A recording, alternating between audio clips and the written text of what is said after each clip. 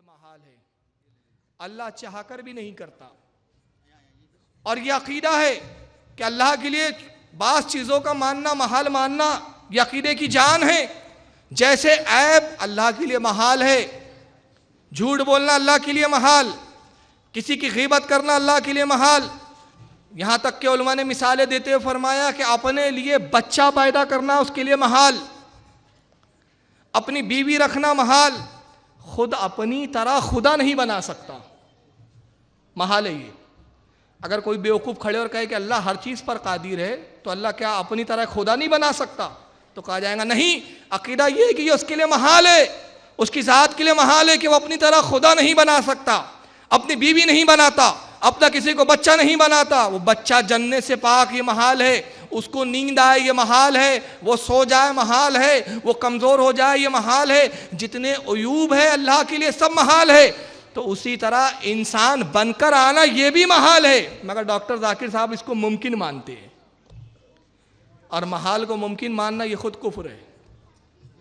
इसी किताब के सफ़े 25 पर डॉक्टर साहब ने फिर एक और इबारत लिखी, वही किताब है concept of God in major Islam, सफ़ा 25, लिखते हैं moreover if God takes woman from, इसके अलावा कहते हैं, इसके अलावा अगर खुदा इंसानी रूप इख्तियार कर ले, the same women can not later become God, अगर खुदा इंसान बन भी जाए तो प्रॉब्लम ये आ जाएगी कि फिर वो इंसान बनने के बाद दोबारा खुदा नहीं बन सकेगा। ये अजीब पगलापना है इनका। जिस खुदा को आप इंसान बनने पर कादिर मान रहे हैं, उसको फिर इंसान बनने के बाद खुदा बनने पर कादिर क्यों नहीं मान रहे? हालांकि हमारे नज़दीक तो ये महाल है। तो ये डॉक्टर जाकिर साहब का जो एक मामला है, जो महाल और मुमकिन के भी फ़र्क को नहीं समझते, और ये चले हैं तबलीग करने, इस्लाम समझाने चले हैं, और ख़ुद अभी तक इस्लाम नहीं समझ पाए हैं। चलिए, अभी तक आपने खुदा के बारे में क्या समझा? इनके अकीदे के मुताबिक हाथ भी पकड़ सकता है अल्लाह किसी का, पिंडली भी है, पाँव भी है, सब है। और आप अभी जाकिर साहब के बकौल सुन रहे थे कि अल्लाह चाहे तो इंसान बनकर ज़मीन पर आ सकता है। डॉक्टर साहब ने तो अभी कहा आ सकता है, बहुत पहले देवबंदी बड़े होशियार निकले, उनको पता चल गया था गोया कि डॉक्टर जाकिर नाइक कह सकता है आ सकता है। उन्होंने कहा इससे पहले कि गैर मुकल्लिद कोई खुदा उतार दे, अपना ये खुदा छोड़ दो पहले। तो उन्होंने खुदा छोड़ा। मैं ये मजाक में नहीं कह रहा हूँ, बल्कि अब दलील दे रहा हूँ। किताब का नाम रोज़नामा अल जमियत दिल्ली का शेखुल इस्लाम नंबर। देवबंदियों के शेखुल इस्लाम कौन है? शेख हुसैन टांडवी साहब, मौलाना मोहम्मद हुसैन टांडवी, शेख मदनी, असद मदनी के अब्बा हुजूर, असद मदनी की राय, उनकी दस्तखत के साथ ये किताब छपी है। इस किताब में उनके मरने के बाद एक नंबर निकाला गया और उनकी तारीफ में मज़ामीन लिखे गए। चुनांचे मौलाना अब्दुल रज़्ज़ाक़ साहब मलियाबादी ने एक मज़मून लिखा मोहम्मद हुसैन टांडवी के बारे में। ज़रा सुनिए क्या है। सफ़ा नंबर 113, ये देखिए, ये सफ़े आ रहे हैं आपके सामने। ये असद मदनी की दस्तखत है। 1 जुलाई 98 को ये किताब दोबारा रीप्रिंट होकर पब्लिश होकर आई सामने। सफ़ा नंबर 113, ये पूरा स्कैन पेज आपके सामने। अब इबारत सुने आप, मैं पढ़ रहा हूँ। कहते हैं मौलाना अब्दुल रज़्ज़ाक़ मलियाबादी जो देवबंद के हैं, तुमने कभी खुदा को भी अपने गली कूचों में चलते फिरते देखा है? क्या कह रहे हैं? तुमने कभी खुदा को भी अपने गली कूचों में चलते फिरते देखा है? कभी खुदा को भी उसके अर्श अज़मत जलाल के नीचे फ़ानी इंसानों से फिरूतुनी करते देखा है? फिरूतुनी कहते तवाज़े और आजीज़ी इनकिसारी, यानी ज़मीन पर आकर किसी खुदा को आजीज़ी और इनकिसारी करते हुए देखा है? तुम कभी तसव्वुर भी कर सके कि रब्बुल आलमीन अपनी किब्रियाइयों पर पर्दा डाल के तुम्हारे घरों में भी आकर रहेगा, तुमसे हम कलाम होगा, तुम्हारी खिदमतें करेगा? नहीं, हरगिज़ नहीं, ऐसा ना कभी हुआ है ना कभी होगा। तो फिर क्या मैं दीवाना हूँ, मज्जूब हूँ, बढ़ाक रहा हूँ? नहीं भाइयों, ये बात नहीं। सीढ़ी हूँ ना सौदाई। सीढ़ी कहते पागल दीवाने को, ना मैं पागल हूँ ना दीवाना हूँ, ना सौदाई। सौदाई कहते अहमक और बेवकूफ़ को। अहमक भी नहीं हूँ, बेवकूफ़ भी नहीं हूँ। जो कुछ कह रहा हूँ सच है, हक है, मगर समझ का ज़रा सा फेर है। हकीकत व मजाज का फ़र्क है। मोहब्बत का मामला है, और मोहब्बत में इशारों किनायों से ही काम लेना पड़ता है। मोहब्बत बेपर्दा सच्चाई को गवारा नहीं करती। कुछ बंद बंद, ढकी ढकी, छुपी छुपी बातें ही मोहब्बत को रास आती है। पूरा मजमून का मफहूम समझे आप? मैं समझाता हूँ। मौलाना हुसैन अहमद के बारे में कहते हैं, अपने देवबंदियों से कह रहे हैं, देवबंदियों ये मौलाना हुसैन अहमद टांडवी कौन थे मालूम है आपको? ये खुदा थे, जमीन पर उतर आए थे, गली कूचों में चलते फिरते थे। तुमने कभी सोचा कि खुदा जमीन पर गली कूचों में चल फिर भी सकता है? क्या वो तुम्हारे घरों में भी आएगा, तुम्हारी खिदमतें करेगा? खुदा ऐसा कर सकता है? तो तुम सोच रहे होंगे मैं पागल हूँ। मैं पागल नहीं हूँ, मैं बेवकूफ़ नहीं हूँ, जो कह रहा हूँ सच है। मोहब्बत का मामला है, इशारों इशारों में, किनारों में कह रहा हूँ, इशारों में कह रहा हूँ, समझ लो। हुसैन अहमद टांडवी खुदा थे, गली में घूमते थे, तुम्हारे घरों में आते थे, तुम्हारी खिदमतें करते थे, वो खुदा थे। चले गए, तुम्हारे समझ में ही नहीं आया, खुदा आया भी और चला भी गया, माज़अल्लाह। तो इनके घरों में खुदा भी छुपे बैठे हैं। अभी तक झूठे नबी होते थे, अब खुदा भी आने लगे। चलिए, अब एक खुदा तो इनके नज़दीक माज़अल्लाह देवबंद में उतरा। अब डॉक्टर जाकिर साहब ने खुदा से एक नया रिश्ता जोड़ा। अब आइए खुदा से रिश्तेदारी कैसे हो रही है इनकी, जाकिर साहब को सुनिए आप। और मैं एक सवाल आपको इस बारे में यही पूछना चाहता हूं कि मैं क्रिश्चियन आदमी हूं, मैं जीसस को मानता हूं और उसके वचनों को मैं पढ़ता हूं, और जब भी आपकी बात सुनी और उसमें से कुछ सवाल, एक ही सवाल मेरे मन में आया है, और वो सवाल मैं आपको ये जो मैं पढ़ चुका हूं, मेरे हाथ में मराठी बाइबल है, मैं नहीं पढ़ना चाहता हूं। आप जो आपके पास जो बाइबल है, इंग्लिश बाइबल है, वो पढ़िए सबके सामने और उसका थोड़ा सा जो अर्थ है मुझे बताइए, ताकि मैं उसमें खुश हो जाऊं कि सचमुच वो वचन क्या है। आपने कहा कि बाइबल पढ़ो, मैं पढ़ सकता हूं। आप खुद अगर पूछेंगे सवाल क्या पूछना चाहते, मैं पढ़ सकता हूं 19 से 29 तक, बट काफी वक्त लगेगा। आपका सवाल क्या है, आप पूछना, मैं जवाब दूंगा। सवाल जो है उस 10 वचनों में है, 19 से लेकर 29 तक जब पढ़ेंगे तो उसी में सवाल है। आपने कहा Gospel of John chapter number 5, 19 से लेकर 29 तक। Gospel of John chapter number 5 verse number 19 में लिखा है, ये बीच में से शुरू हो रहा है। Then answered Jesus and said unto them, Verily, verily, I say unto you, the Son can do nothing of himself, but what he seeth the Father do. For whatsoever things he doth, there also doth the Son likewise. For the Father loveth the Son, and showeth him all things that he himself doeth. कहूंगा कि जो मैं तकरीर किया हूं, कई बात जो मैं तकरीर की इसमें लिखा है, क्या ईसा अलैहिस्सलाम खुदा के, जो इसमें लफ्ज लिखा है बेटा, बेटे बहुत है। आदम अलैहिस्सलाम बेटा बाइबल में लिखा है, इफ्रेम, इज़राइल, आइजैक, बहुत बेटे, लेकिन बेटा वो नहीं, जना हुआ बेटा। तो अगर बाइबल में लिखा है whoever is led by the spirit of God is son of God, जो भी अल्लाह की बात मानता है अल्लाह के बेटे। आप खुदा की बात मानते हैं तो बाइबल के हिसाब से आप भी बेटे, मैं अल्लाह की बात मानता हूं, मैं भी बेटा हूं, लेकिन बिब्लिकल तरीके से, नॉट जना हुआ बेटा।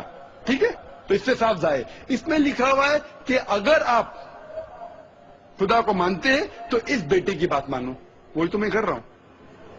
उसने कहा बाइबल में ये चैप्टर आप पढ़ो, चैप्टर नंबर जॉन, आयत यहाँ से यहाँ तक, उसमें हज़रत ईसा वगैरह को खुदा का बेटा लिखा हुआ है। अब डॉक्टर जाकिर साहब पढ़े। अब उसका पूछने का मकसद ये है कि जब बाइबल में, मैं ईसाई, उसने खुद ही कहा कि मैं ईसाई हूँ, क्रिश्चियन आदमी हूँ, बाइबल पढ़ता हूँ, तो बाइबल में खुदा का बेटा लिखा है ईसा को, तो मैंने क्या मानना चाहिए कि नहीं मानना चाहिए, मकसद ये है उसका पूछना। इन्होंने पढ़ा, कहा हाँ कि बाइबल में बहुत सारे बेटों का जिक्र आया, आदम भी बेटा है, इसराइल भी बेटा है, यूशे भी बेटा है, ये भी बेटा है, वो भी बेटा है, मगर जना हुआ बेटा नहीं। जो खुदा की बात माने वो भी अल्लाह का बेटा है। आप खुदा की बात मानते हैं, आप अल्लाह के बेटे, मैं खुदा की बात मानता हूं, मैं अल्लाह का बेटा। अब मैं एक सवाल करना चाहता हूं, जाकिर साहब की तारीफ के नज़दीक जो खुदा की फर्मा बरदारी करे वो खुदा का बेटा। तो जाकिर साहब से मैं कहना चाहता हूं, आज से आप रसूलुल्लाह को खुदा का बेटा बोलना शुरू कर दीजिए, क्योंकि रुए ज़मीन पर अल्लाह का सबसे बड़ा फर्मा बरदार अल्लाह के रसूल सल्लल्लाहु ताला अलैहि वसल्लम है। उनसे बड़ा फर्मा बरदार कोई नहीं आया, तब वो बेटे हो गए फिर आपके नज़दीक। ये वही बोली थी जो किसी ज़माने में कुरान ने बयान किया, यहूदी और ईसाइयों की बोली थी, और जाकिर साहब की वही बोली है। सुन लीजिए, कुरान का पारा नंबर 6 सूरह माइदा आयत 18 में अल्लाह इरशाद फरमाता है, वक़ालतिल यहूद वन नसारा नहानो अब्नाउल्लाहि व इब्बाउहु। अल्लाह फरमाते हैं, और बोले यहूदी और नसरानी, ईसाई, हम अल्लाह के बेटे हैं और उसके प्यारे हैं। कुल फलमा युअज़्ज़िबुकुम बिज़ुनूबिकुम, अल्लाह फरमाता है महबूब आप फरमाइए, अगर तुम खुदा के बेटे हो तो फिर वो तुम्हारे गुनाहों पर अजाब क्यों तुम पर नाजिल करता है। तुम्हें अजाब क्यों देता है? बल अंतुम बशरुम मिम्मन खलक, तुम खुदा के बेटे हरगिज नहीं, बल्कि तुम इंसान हो और उसकी मखलूक में से हो, उसके पैदा करदा हो। तो कुरान यहाँ इनकार कर रहा है यहूद व नसारा के अकीदे का। वो अपने आप को खुदा का बेटा कहते थे, तो वो किस मुनासिबत से कहते थे? वो खुद इस मुनासिबत से नहीं कहते थे कि अल्लाह ने हमें जना, अल्लाह हमारा बाप है। वो फर्मा बरदारी के एतबार से कहते थे और कहते थे ईसा तो जने हुए हैं मगर हम फर्मा बरदारी के एतबार से खुदा के बेटे हैं। कुरान ने फरमाया, उनका रद्द किया, कहा तुम खुदा के हरगिज बेटे नहीं हो। तो आप अंदाज़ा लगाइए कि कुरान के ख़िलाफ़ नज़रियात और अकायद पेश किए जा रहे हैं और दावा है कि साहब हम तौहीद पर है, हम इस्लाम की खिदमत सबसे बढ़ चढ़ कर रहे हैं।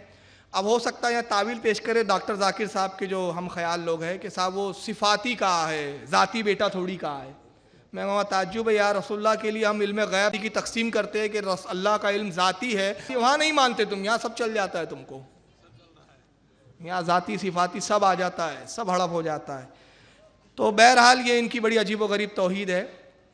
और आइए डॉक्टर जाकिर साहब जो अभी बहुत बड़ी तबलीग कर रहे हैं अपने फ़िरके की, जिस चैनल के ज़रिए, उसका नाम है पीस चैनल। नाम सुना है आपने? आपको मालूम है पीस चैनल की रिबन किसने काटा था? किसने उसका इजरा और उद्घाटन किया था? वो थे मौलाना अब्दुल करीम पारीक साहब, नागपुर के रहने वाले थे। अबुल हसन नदवी के ये खलीफा और शागिर्द होते। अबुल हसन नदवी जो नदवतुल उलमा के बहुत बड़े शेख थे, करीम पारीक वो थे। उन्होंने बकौल इनके इतनी खिदमत की दीन की कि हिंदू लोग इतने खुश हो गए कि इनको एक अवार्ड दिया, जिसका अवार्ड का नाम ही था पद्म भूषण।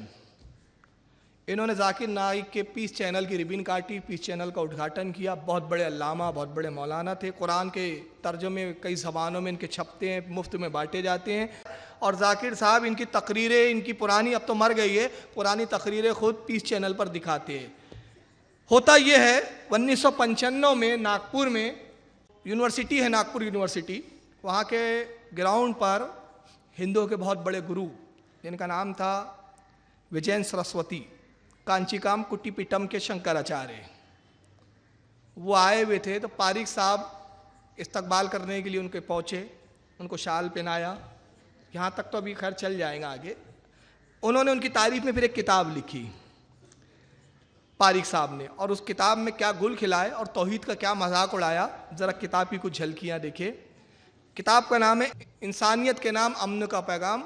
बैकग्राउंड में उनकी फ़ोटो भी दिख रही है। कपड़ा ओढ़ लिया है कि मुझे अक्ल नहीं है, हमने हमारी अक्लों पे पर्दे पड़े हुए हैं। ये पेटेंट इनका ट्रेडमार्क है। करीम पारिक साहब की किताब है, मेरे हाथ पे इस वक्त यहाँ मौजूद है, इंसानियत के नाम अमन का पैगाम।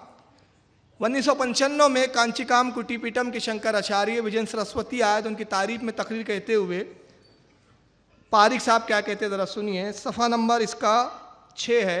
यहाँ से उन्होंने तकरीर शुरू की, खुतबा पढ़ा, अल्हम्दुलिल्लाह रब्बिल आलमीन, अरबी में ऊपर खुतबा दिख रहा है। अब ये शंकराचार्य के लिए जुमले कह रहे हैं, सुनिए। अगर हम ये सब जुमले अपने बुजुर्गों के लिए कहें तो हम मुशरिक बिद्दती, मगर यही ये जुमले गैर मुस्लिम की ताज़ीम में कहे तो ये तौहीद के ठेकेदार।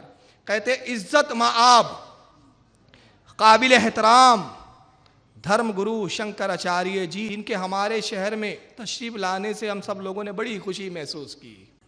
चलिए, इनके नज़दीक इज़्ज़त माआब भी है, काबिल एहतराम भी है। ऐसों का एहतराम इन्हीं को मुबारक हो। आइए सफ़ा नंबर 15 पे फिर उन्होंने एक इबारत लिखी इसी किताब में। उसमें क्या लिखते ज़रा सुनिए।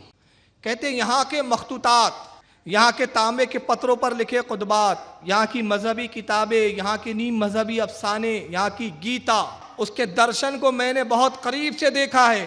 दावा नहीं करता कि मैं सब कुछ जानता हूँ, लेकिन जितना ज़रूरी है इतना मैं जानता हूँ। ये कहने में कोई हर्ज नहीं समझता कि हिंदुओं के मिजाज में दर्द है, दया है, ममता है, करुणा है और समता है। इसका कुछ हिस्सा मुझे भी मिलना चाहिए, इसलिए कि मैं आपका भाई हूँ। यानी मुसलमानों में दया नहीं है, मुसलमानों में ममता नहीं है, मुसलमानों में करुणा नहीं है, मुसलमानों में समता नहीं है। ये किन लोगों में है? हिंदुओं में। और ये छोटे भाई जा रहे हैं, दो ना कुछ दो ना, हमको भी खैरात, मुझे भी मिलना चाहिए इसका हिस्सा, मैं आपका भाई हूँ। ये तौहीद वाले लोग हैं भाई।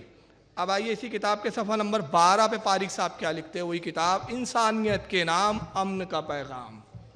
सैयद मोइन मियां आ रहे हैं। जी जी, नारे तकबीर, नारे रिसालत, नारे रिसालत, हुजूर सैयदुल उलमा शहजादा सिमना, शहजादा सिमना हज़रत अल्लामा सैयद मोइनुद्दीन अशरफ साहब किबला, नारे तकबीर, नारे तकबीर, नारे रिसालत, उलमाए अहले सुन्नत, चमनिस्ताने रिसालत के फूल, साहबजादा शहीद राह मदीना सैयद मोइनुल उलमा, नारे तकबीर, नारे रिसालत, फैजान गरीब नवाज फाउंडेशन, नारे तकबीर।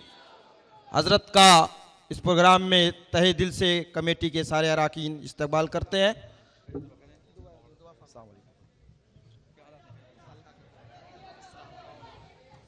बोलिए, माइक आगे।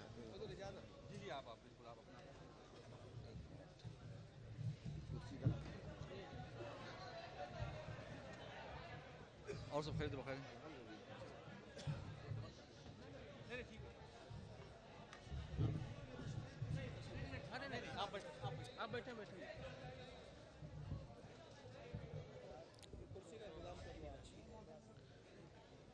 औलाद रसूल हज़रत सैयद मोइनुद्दीन अशरफ सज्जादा नशीन दरगाह की चौछा मुक़द्दसा तशरीफ़ फरमा है।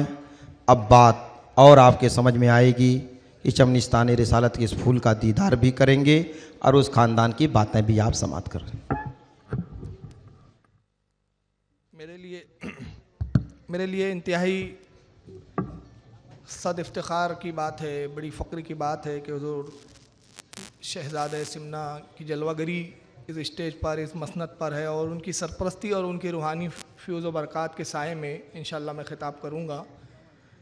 अल्लाह ताला हुज़ूर के फ्यूज़ व बरक़ात से मुझे भी नवाज़े और आप सबको भी नवाज़े और हज़रत का साया करम हम पर बहुत तादेर कायम दायम रखे और हुज़ूर को उम्र ख़िज़्र अता फ़रमाए। आइए, जहाँ से मज़मून छोड़ा था वहीं पर फिर मैं आ रहा हूँ। बात चल रही थी मौलाना करीम पारिक साहब की किताब की। किताब का नाम है इंसानियत के नाम अमन का पैगाम। सफ़ा नंबर 12 है। मौलाना पारिक साहब इसमें क्या लिखते हैं, ज़रा सफ़ा नंबर 12 पे सुन लीजिए। अब मैं ये पहले सफ़ा नंबर 12 की एक इबारत बता रहा हूँ, उसके बाद भी सफ़ा नंबर हम 9 पर जब जाएंगे तो आपके बात और वाज़े समझ में आएंगी कि मैं कहना क्या चाह रहा हूँ और पारिक साहब का किरदार क्या है, इनके उलमा का किरदार क्या है। कहते हैं, अब ये अर्ज़ करता हूँ कि जिस वक्त महाराज से हमारी गुफ्तगू जारी थी, कहीं से अज़ान की आवाज़ आने लगी तो महाराज ने मुझसे कहा, महाराज कौन? विजेंद्र सरस्वती साहब। तो महाराज ने मुझसे कहा, मौलाना पारिक साहब देखिए, यहाँ हमारा मठ है और मठ के बिल्कुल बाजू में ही मस्जिद है, अज़ान हो रही है। इस वक्त मैंने महाराज से अर्ज़ किया, क्या ही अच्छा हो कि अयोध्या में एक तरफ तो मस्जिद से अज़ान की आवाज़ आए और दूसरी तरफ आपका मठ हो और आप जैसे इंसाफ पसंद बड़े और अच्छे इंसान हमारे पड़ोसी हो। ये इबारत से मैं ये बता रहा हूँ पहले कि पारिक साहब जब विजेंद्र सरस्वती जी से मिलने गए तो उनके मठ में बैठे हुए थे, अज़ान की आवाज़ आ रही थी। महाराज ने कहा उनसे, विजेंद्र सरस्वती जी ने कहा कि मौलाना पारिक साहब अज़ान हो रही है। इसका मतलब क्या था कि मस्जिद करीब थी। मस्जिद कहाँ थी? तभी तो अज़ान की आवाज़ आ रही थी। और विजेंद्र सरस्वती जी बताना ये चाह रहे कि मौलाना आपकी नमाज का वक्त हो गया है। तो मौलाना करीम साहब पारिक साहब ने नमाज पढ़ी और फिर वो नमाज कहाँ पढ़ी? सफ़ा नंबर 9 पर देखते हैं कि नमाज पढ़ते कहाँ पर है और किस आलम में पढ़ते हैं। सुनिए, सफ़ा नंबर ये 9 आपके सामने आ रहा है। कहते हैं, हिंदुस्तान की जो धरती है उसमें मैंने शंकराचार्य जी के मिजाज को और उनके भले बर्ताव को देखा है। मैं जब पहली मर्तबा उनके यहाँ गया, दुनिया इंसानियत के मशहूर तरीन आलिम दीन हज़रत मौलाना अली मियाँ साहब मद्दिल्ला वाली हमारे साथ थे और एक अच्छा काफिला था। हमारी नमाज का जब वक्त हो गया तो महाराज से हमने कहा कि नमाज के बाद बात हो तो अच्छा है। तब महाराज ने हमारी नमाज का इंतज़ाम कांचीकाम कुटीपीठम में आश्रम के अंदर किया। वो नमाज हमने इस हाल में पढ़ी कि हमारी आंखें आंसुओं से पुर थी। कहाँ नमाज पढ़ी पारिक साहब ने? मठ में। आप मस्जिद अगर दरगाह के बाजू बना लो तो इनके अकीदे के मुताबिक शिरक हो गया। वो आप दरगाह की किसी दीवार की आड़ में पढ़ लो, मज़ार के सामने बिल्कुल ना पढ़ो, मगर किसी मज़ार की एक दीवार हो या कमरा हो वहाँ पढ़ लो तो इनके यहाँ वो शिर्क बिदअत हो जाता है। मगर पारिक साहब ने मठ में नमाज पढ़ी तो इस आलम में पढ़ी कि आंखें आंसू से पूर्ति, कितनी मुकद्दस जगह नमाज पढ़ डाली मैंने। कितने खुश थे ये, कभी मस्जिद में नहीं रोए होंगे ये। वहां रोना नहीं आया, रोना आ रहा है मठ के अंदर। क्यों? बड़ा गहरा रिश्ता है वहां से। और रोना क्यों आ रहा है? अरे हम उस जगह आए जहां से हमको नमाज मिली है। मैं इनके जुमले कह रहा हूं, अपने नहीं। आइए सुनिए इन्हीं की ज़बानी कि बकौल इनके इन्होंने नमाज ली कहाँ से है। हमने नमाज रसूलुल्लाह से ली है, हमने नमाज अल्लाह के नबी से हासिल की है। मगर करीम पारिक साहब आपको बताते हैं कि इंसानियत के नाम अमन का पैगाम क्या है, बताते हैं कि हमने नमाज ली कहाँ से है। सुनिए, इस किताब का सफ़ा नंबर 10 है। उसी किताब में लिखते हैं, मैं ये कहने में कोई हर्ज नहीं समझता कि इस्लाम ने कभी भी ज़बान की छूत छात को कबूल नहीं किया। जो नमाज का लफ्ज़ आप सुनते हैं, मैं बड़े शंकराचार्य जी महाराज की मौजूदगी में बड़े एहतराम के साथ कहता हूं कि नमो से नमाज निकला है। कहाँ से नमाज ली? वो नमो ओम नमो नमो बोलते हैं ना वो लोग, इन्होंने नमो से नमाज ली है। इसके बाद भी इनकी तौहीद बरकरार है। चलिए आइए आप, हालांकि देखिए मैं एक मसला बता दूं, किसी वली की फ़ोटो रखना ही हमारे यहाँ जायज़ नहीं है, मना किया उलमा ने। बहुत सारे लोग, नागपुर में होता है, बॉम्बे का मुझे नहीं मालूम, सरकार ताजिल औलिया की फ़ोटो लगा के हार चढ़ाते हैं। हमारे उलमा मना करते हैं कि फ़ोटो को हार ना चढ़ाया जाए, लेकिन ये गुनाह है, शिरक नहीं है। क्यों? हार वगैरह चढ़ाने वाले की या फ़ोटो रखने वाले की नीयत कतन नहीं होती कि माज़अल्लाह मैं खुदा के बराबर समझता हूँ या खुदा समझता हूँ या खुदा जैसा समझता हूँ। वो ताज़ीमन ये सब करता है, लेकिन उलमा ने मना किया। तो हमारे यहाँ अगर कोई अगरबत्ती जला दे, शिरक, तस्वीर को हार चढ़ा दे, शिरक। मगर करीम पारिक साहब को आप देखिए कहाँ हार चढ़ा रहे हैं और कहाँ दिए रोशन करे, तब भी ये तौहीद के ठेकेदार हैं, पीस चैनल की रिबन काटने आते हैं। ये देखिए, ये न्यूज़पेपर की मेरे पास कटिंग है, यहाँ मेरे फाइल में यहाँ मौजूद भी है। डॉक्टर राजेंद्र प्रसाद की पुण्यतिथि थी। पुण्यतिथि का मतलब क्या होता है मालूम है आपको? बरसी। तो अगर हम बुजुर्गों का उर्स मनाए, शिर्क, कुफ्र, बिदअत, मगर ये राजेंद्र प्रसाद की पुण्यतिथि मना रहे हैं। अब सिर्फ पुण्यतिथि नहीं मना रहे हैं, बल्कि करते क्या है आगे देखिए, राजेंद्र प्रसाद की तस्वीर को हार भी चढ़ा रहे हैं और वह दिए भी रोशन कर रहे हैं। जाकिर साहब से और इनकी पूरी जमात से गुजारिश है, ये आपके किस खाते में आता है ज़रा हुक्म बयान करके बता दीजिए, हिम्मत हो तो। इसके बाद भी ये तौहीद के ठेकेदार है। ये मेरे पास असलवी अखबार की कटिंग यहाँ रखी हुई है। ये पेपर का नाम है विदर्भ की आवाज़ और ये 11/3/2002 का पेपर है। सन 2002 में ये करीम पारिक साहब ने यह हरकत की थी। उसके बाद और आप ताज्जुब करेंगे, दरगाहों को पक्का बनाना इनके यहाँ नाजायज़ शिर्क बिदअत। मगर करीम पारिक साहब किसकी बुनियाद रखने जाते हैं वो भी ज़रा देख लीजिए। गुरुद्वारे की बुनियाद रखने चले गए आप, संग बुनियाद। अब गुरुद्वारे में क्या होता है? तौहीद के गीत गाए जाते हैं, तौहीद की बात होती है, इबादत, नमाज, रोज़ा, अल्लाह रसूल की बात होती है। ये गुरुद्वारे में, ये मुक्तिधाम, गुरु नानक मुक्तिधाम गुरुद्वारे का आप उद्घाटन नहीं, उसकी बुनियाद, संग बुनियाद रखने जाते हैं आप। और उसके बाद भी आप जो है वो तौहीद के ठेकेदार बने बैठे हुए हैं। और आइए तौहीद का एक और नमूना मैं आपको बताऊं। मज़ारों को आप चूम ले, शिर्क। बाज़ लोग उस कैफियत में भी बाज़ार पे झुकते जो सज्जे जैसी कैफियत होती है, हालांकि आला हज़रत ने उससे मना फरमाया, कहा कि 4 हाथ दूर खड़ा जाए, यही बेहतरी है, इसमें ये एहतियात है हमारे यहाँ। लेकिन बहरहाल अगर कोई चूमता है और उस कैफियत में जाता है तो तब भी शिर्क नहीं है। शिर्क क्यों नहीं है? कोई खुदा समझ के नहीं चूमता, अकीदत में चूमता है, उलमा ने मना किया। लेकिन अगर आप मज़ार पे ताज़ीमन झुके, शिर्क। अभी हुज़ूर अल्लामा सैयद मोइनुद्दीन साहब क़िबला शरफ़ी दामद बरकातुहुल कुद्सिया तशरीफ़ लाए, मैंने देखा लोग एहतराम में हज़रत के दस्तबोसी कर रहे थे। इनके नज़दीक ये भी शिर्क हो जाएगा। क्यों? हद रुकू तक आप झुक गए उलमा की ताज़ीम में, शिर्क। मगर आइए, ये ख़ुद किसी की खुशनुदी के लिए और किसी की रज़ा हासिल करने के लिए कितना और झुकते हैं। मुलायम सिंह यादव जो अभी ज़िंदा है, देवबंद का दौरा करने पहुँचे। देवबंद का दौरा किया मुलायम सिंह ने, बाहर निकले, जूता पहन रहे थे, जूता नहीं हो रहा था। मुलायम सिंह के सेक्रेटरी साहब तो खड़े रह गए वहीं पर ही, जूता पहनाने के लिए देवबंद के मुफ्ती साहब झुक गए। आउटलुक ये साप्ताहिक पेपर है मेरे पास, ये देखिए, ये अल्लाह की मार है, जो बुजुर्गों की बारगाह में नहीं झुकते उनको यहां झुकाया जाता है। यहां झुको।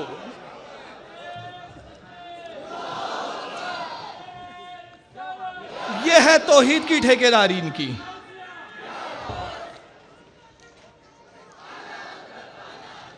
ये ओरिजिनल मेरे पास मैगजीन की कटिंग है। अगर मॉनिटर पे किसी को शुबा हो कि ये बनाई हुई है, कंप्यूटर का दौर है, तो ओरिजिनल भी आके देख सकता है।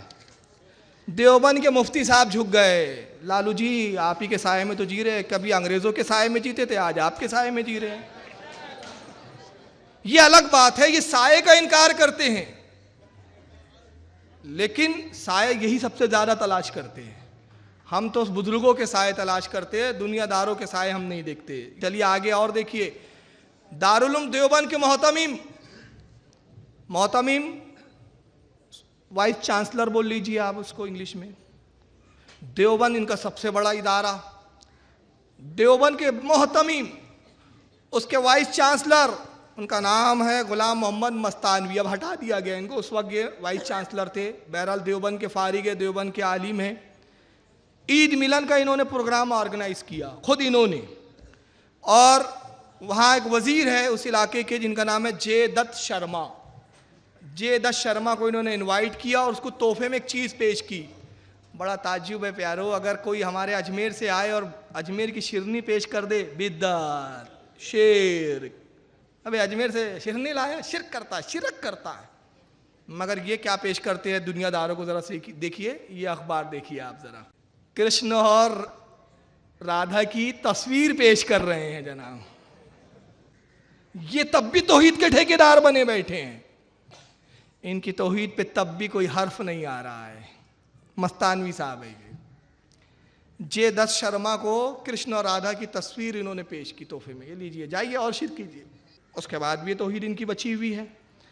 चलिए आइए, अब ये सब तस्वीर क्यों पेश करते हैं? असल में मामला क्या है मैं बताऊं।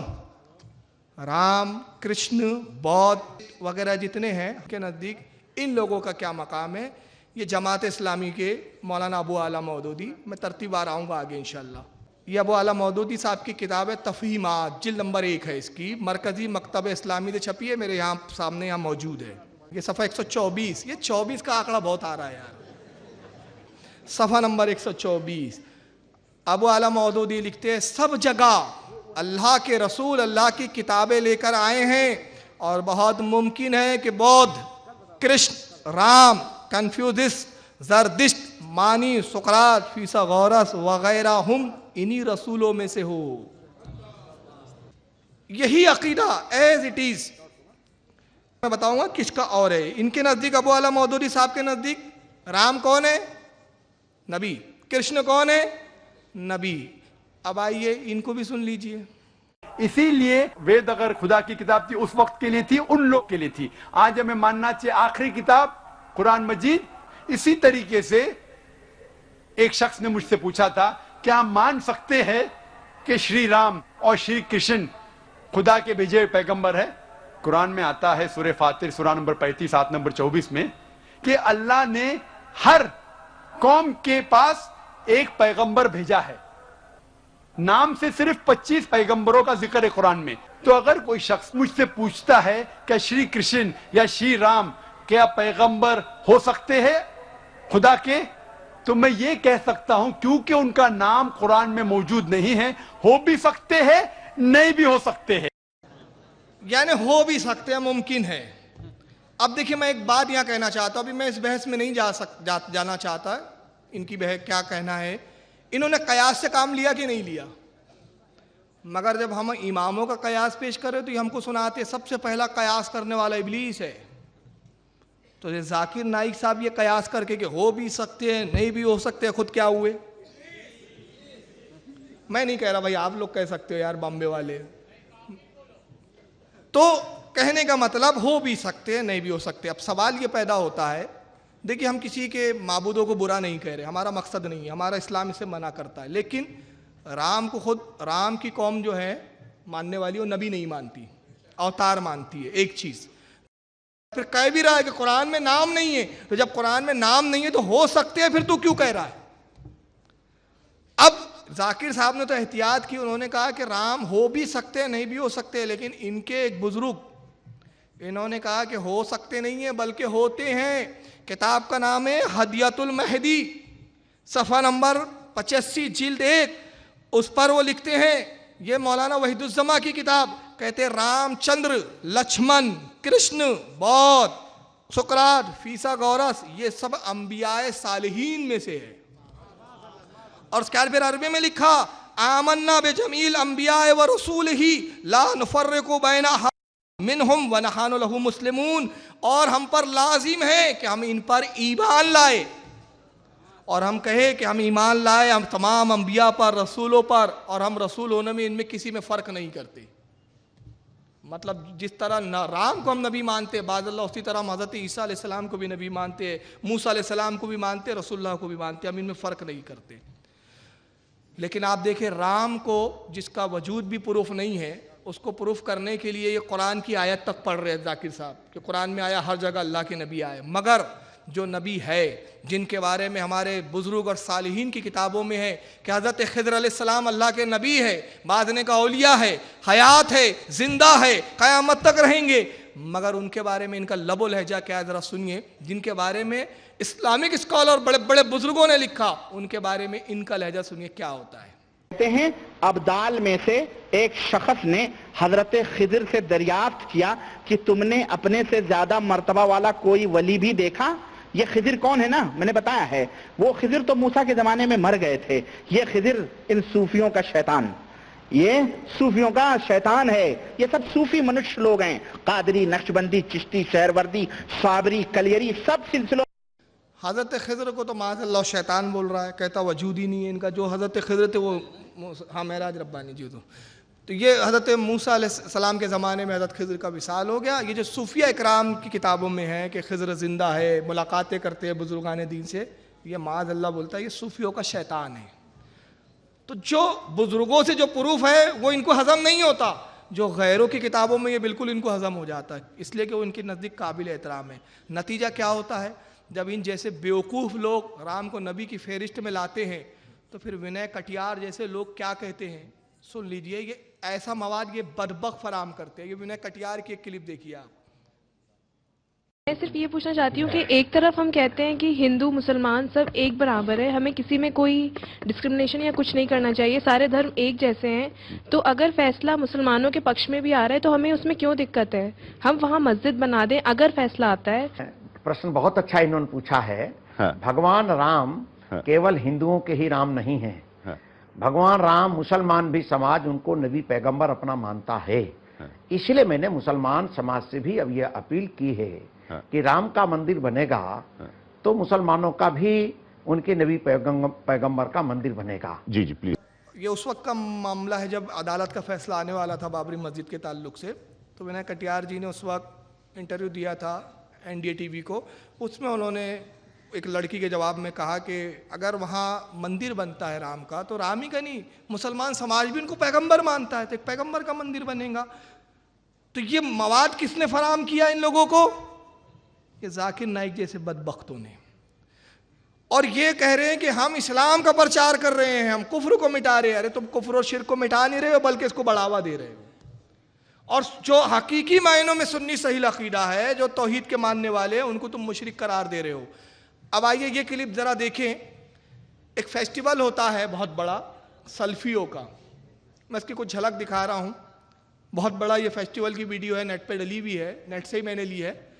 एक फेस्टिवल होता है जिसका नाम है सलाफ़ी फेस्टिवल। ये गैर मुक़ल्लिदीन मनाते हैं। और उसमें होता क्या है, ज़रा देखिए इस फेस्टिवल की झलक। और जाकिर साहब से और इनकी जमात से मैं पूछना चाहता हूँ, तुम्हारे नज़दीक अगर ये सब तौहीद के खाने में, तो ज़रा साबित करके बताओ।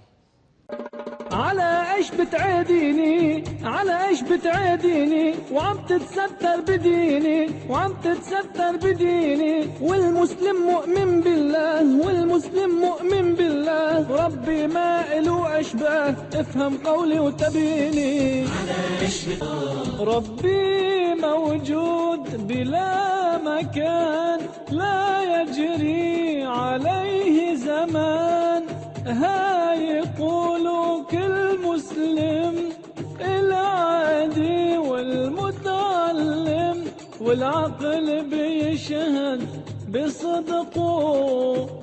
على ايش بتعاديني ستر بديني والمسلم. आपने देखा, मैंने कुछ झलकियां दिखाई, गैरों का की नकल कर रहे हैं उसमें, तब भी तौहीद बाकी है।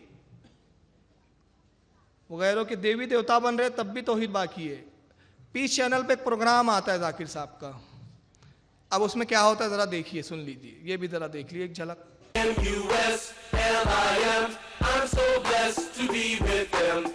MUSLIM, I'm so blessed to be with them. Don't know about you, I know about me. I'm Baptist, I'm rolling Islamically. Everywhere I see, even on TV, people talking trash about the way I be. But what they all hate is if we get great, 'cause we're the only ones with our heads on straight. Don't ever frown in your head looking down. If you read the Quran, you're the best in the town. MUSLIM, I'm so blessed. Wiz Kids कल रात 7:30 बजे India में और शाम 5 बजे Saudi Arabia में piece TV Urdu पर। ये बच्चों को जो है ये कैरेक्टर करवा रहे हैं दूसरे। मैं बोलता हूँ अगर मिलादुन नबी में हमारे यहाँ के बच्चे छोटी छोटी झंडियाँ लेके नबी के नारे लगाए तो बिद्दा शिर्क कुफ्र सब नजर आने लगता है तुमको। मगर ये तुम्हारे चैनलों पे ये सब चल रहा है, कैरेक्टर रोल अदा कर रहे हैं, तुम बच्चों को ये तरबियत दे रहे हो कि वो गैरों की नकल करें, डांस करें, नाचे, गैरों का कल्चर अपनाएं, तब भी तुम तौहीद के ठेकेदार भी बने बैठे रहते हो, इस्लाम के पक्के में जो है मुबल्लिग भी बने हुए नजर आते हो। अब इसके बारे में मैं एक हदीस सुना देता हूं, और ये रसूल का कौल है, मेरा कौल नहीं है। आपने देखा ये नकल किसकी थी? हदीस पाक है, अन इब्न उमर रदियल्लाहु ताला अन्हु, हज़रत अब्दुल्लाह इब्न उमर से रिवायत है, काला काला रसूलुल्लाह सल्लल्लाहु अलैहि वसल्लम, वो कहते हैं अल्लाह के नबी सल्लल्लाहु अलैहि वसल्लम ने इरशाद फरमाया, मन तशब्बहा बिकौमिन फहुवा मिनहुम, जो जिस कौम की नकल करे वो उन्हीं में से है। तुम खुद फैसला करो तुम नकल किसकी कर रहे हो। इस हदीस को सुनन अबू दाऊद में, इमाम अबू दाऊद ने जिल्द नंबर 2 सफ़ा 559 हदीस नंबर 6632, और मुस्नद अहमद में इमाम अहमद ने जिल्द नंबर 2 सफ़ा 50 पर, फ़तहुल बारी शरहुल बुखारी में इब्न हजर ने जिल्द नंबर 10 सफ़ा 274 पर, मजमउ ज़वाइद के अंदर जिल्द 10 सफ़ा 271, कंजुल उम्माल जिल्द 9 सफ़ा 10 हदीस नंबर 24680 पर, और तफसीर इब्न कसीर में इब्न कसीर ने जिल्द 8 सफ़ा 53 पर इस हदीस को नकल किया। तो ये सारे कल्चर अपनाने के बाद भी ये तौहीद के ठेकेदार बने हैं, तौहीद वाले हैं। अब इन्होंने क्या किया ज़रा सुने। सऊदिया में हमारे जो बुज़ुर्गों की मज़ारे हैं, जो मुक़द्दस मकामात हैं, उनको ढाया गया, और ढाकर ये बताया गया कि ये जो है सब कुफ्र और शिर्क के अड्डे हैं। हमारा अगर बस चले तो हम तो हिंदुस्तान की भी कब्रों को ढा डाले, क्योंकि रसूलुल्लाह का यही पैगाम है कि कब्रों को ढा दो।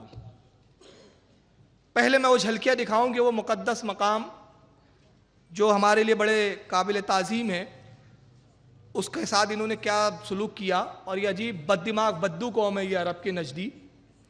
दुनिया की जितनी ममालिक है दुनिया में, हर मुल्क में एक डिपार्टमेंट होता है, आपने सुना होगा आर्कोलॉजिकल डिपार्टमेंट, सुना है ना आपने, आसार कदीमा।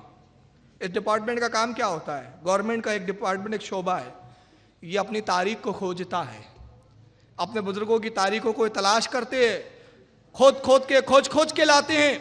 दुनिया में हर मुल्क ने एक डिपार्टमेंट बनाया, आर्कोलॉजिकल का डिपार्टमेंट, ताकि तारीख को तलाश किया जाए। मगर ये दुनिया के पहले बदबख्त है जो अपनी तारीख को अपने हाथ से मिटा रहे हैं।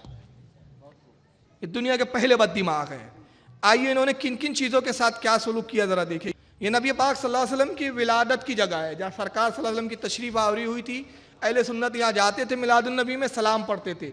शाह अब्दुल हक मुहद्दिद दहलवी की किताब में इसका बहुत तफसील से जिक्र मिलेगा, जज्बुल कुलूब के अंदर। वो फरमाते हैं कि अहले अरब का दस्तूर है कि मिलादुन नबी की रात पे रसूलुल्लाह के जाए पैदाइश पर जाके रात भर मिलाद पढ़ते हैं।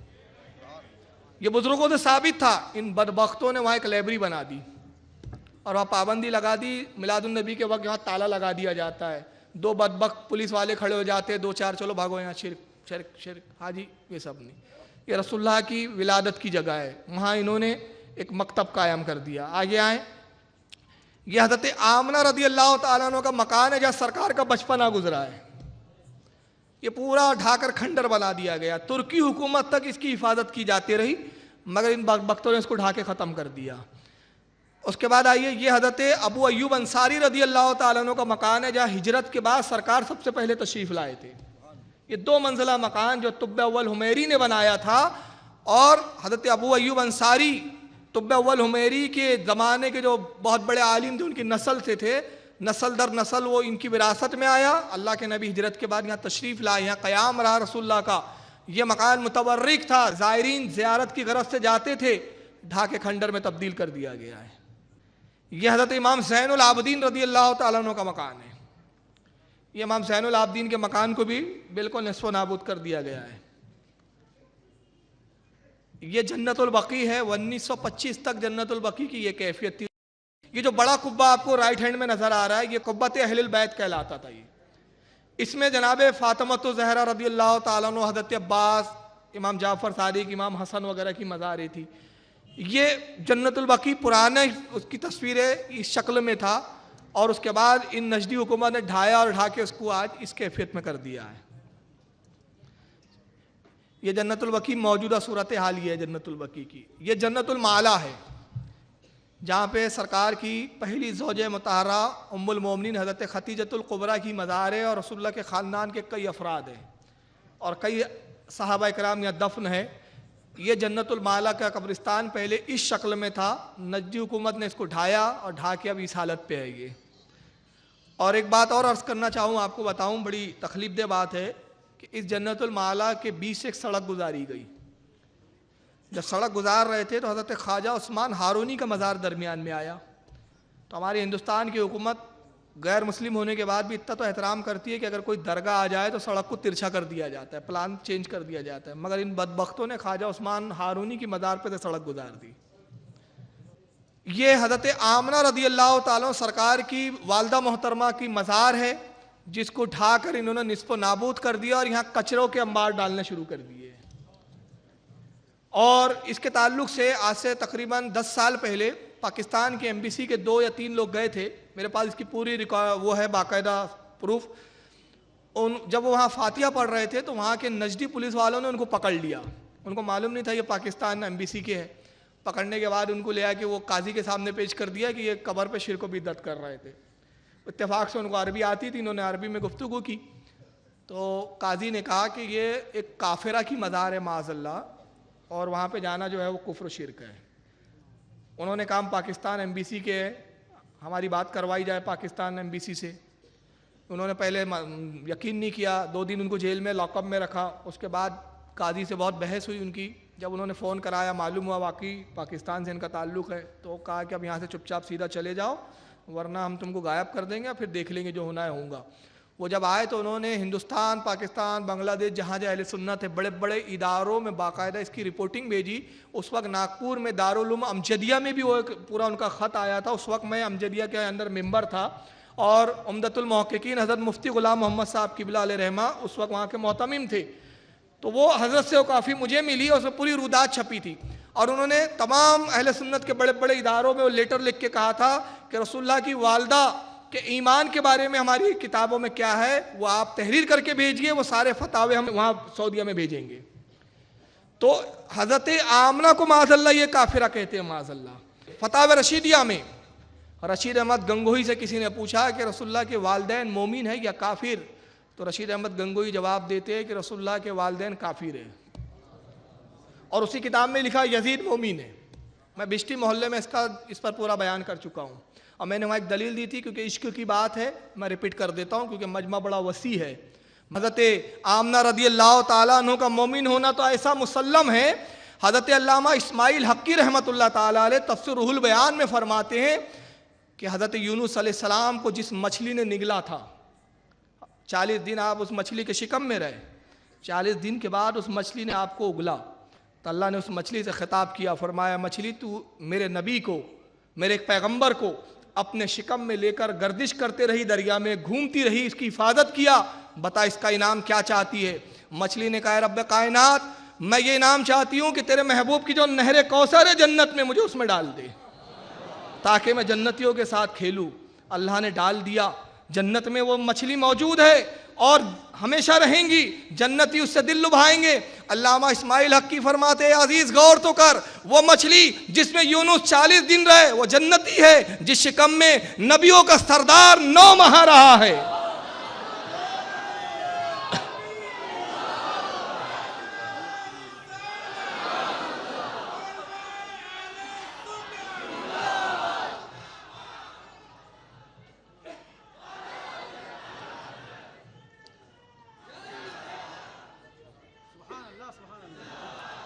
जिस शिकम में 9 माह नबियों का सरदार रहा हो, उस शिकम को तुम जहन्नमी कहते हो, शर्म नहीं आती?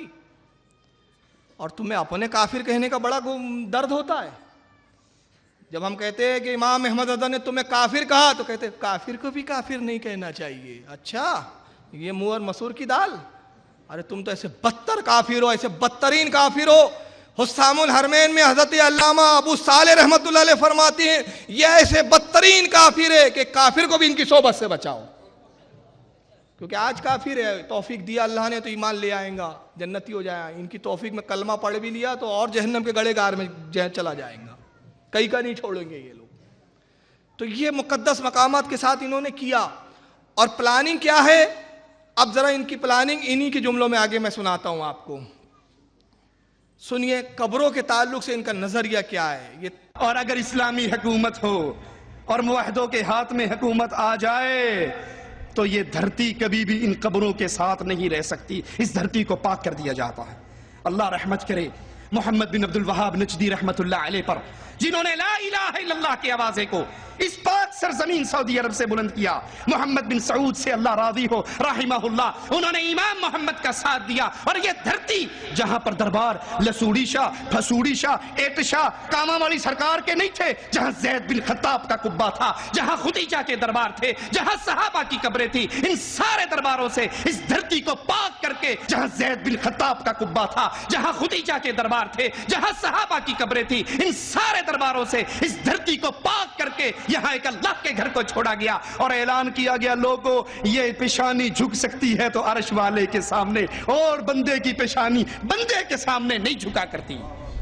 अल्लाह रहमत करे इमाम अब्दुल अजीज आले सऊद रहमतुल्लाह अलैह पर, जिसने एक बार फिर इस धरती को शिर्क से पाक किया और रब के घर में खड़े होकर रब से डर कर कहता हूं, अल्लाह की कसम कायनात की सैर कर लो, अल्लाह की कसम कायनात की सैर कर लो, आपको इमाम अब्दुल अजीज रहमहुल्लाह की इस पाक सरजमीन के अलावा कोई धरती नजर नहीं आएगी जहां पर अल्लाह के साथ किसी और को शरीक ना किया जाए। ये वो धरती है जहां पे गर्दन झुकती है तो अल्लाह के सामने, आवाज बुलंद होती है तो अल्लाह के नाम की, अल्लाह के अलावा किसी और की दरगाह नहीं है। इस धरती को पाक कर दिया गया। इसके कुछ जुमले सुनाता हूं मैं। धरती को पाक कर दिया है, यहाँ ज़ैद बिन खत्ताब के कुब्बे थे या खुतीजा के दरबार थे। खुतीजा कौन? उम्मुल मोमिनीन रसूलुल्लाह की ज़ौजे मुताहरा, नबी की सबसे पसंदीदा और सबसे महबूब बीवी, इनकी मज़ार थी। इन मज़ारों को पाक कर दिया अब्दुल वहाब नजदी ने। माज़अल्लाह ये थे तो सब नापाक थे। ये अंदाज लगाइए कितनी जहर भरा हुआ इन लोगों में। और फिर ऐलान किया कि पेशानी झुक सकती है तो अल्लाह के सामने, यहाँ पर सिर्फ एक ही दरबार, एक ही दरगाह रह सकती है, वो है अल्लाह की दरगाह। मेरे समझ में नहीं आएगी अल्लाह की दरगाह कहाँ से आ गई। हमारे यहाँ दरगाह किसको बोला जाता है? अब वो दरगाह के मायने लफ्ज़ी लाएंगे, वो दरगाह बारगाह भी होती है और ये भी होती है, लेकिन उमूमी तौर पर जब दरगाह का लफ्ज़ का इतलाक होता है जहाँ साहिब कब्र हो। तो अब आइए, ये इनके जुमले थे। अब ये दूसरे साहब को सुनिए, मेराज रब्बानी साहब को, कि जहां भी कोई मूर्ति नजर आए उसको खत्म कर दो, वला कब्रन मुशरिफन इल्ला सवैता, और जहां कहीं भी ऊंची पुख्ता कब्र नजर आए उसे पस्त कर दो। ये नबियों का काम है, ये सहाबा का काम है। मुसलमानों उठो और इन बने हुए दरगाहियों को और इन बने हुए कब्रों को, इनको बम ब्लास्ट कर दो, इनको उड़ा दो, इस दुनिया से निस्तो नाबूद हो जाएं, ताकि सिर्फ अल्लाह वहदहू ला शरीक की मस्जिदें इस दुनिया के ऊपर रहें, जो अल्लाह का घर हैं। ये शैतानों का घर हैं, जहां मंदिरों से भी बदतर हैं। तुम जहाद की बात, हमें यहीं पे गुस्सा आता है जब लोग जहाद की बात करते हैं। जहाद करेंगे, जहाद करेंगे, जहाद करेंगे। अबे पहले अपनी मंदिरों को तोड़ पहले इन मंदिरों को तोड़, फिर हिंदुओं की मंदिरें खुद ब खुद जो है तुम्हारे नारों से खत्म हो जाएंगी और हिंदू बेचारा मुसलमान हो जाएगा। इसलिए मुसलमानों उठो, और नौजवानों खास तौर से ये मेरी नसीहत है, और जहां कहीं भी मेरी आवाज जाए, दुनिया से इन सारे मदारों को पस्त कर दो, और इन बुजुर्गों की सीनों के ऊपर इन जालिमों ने जो इनकी हड्डियां बेच बेच खाने के लिए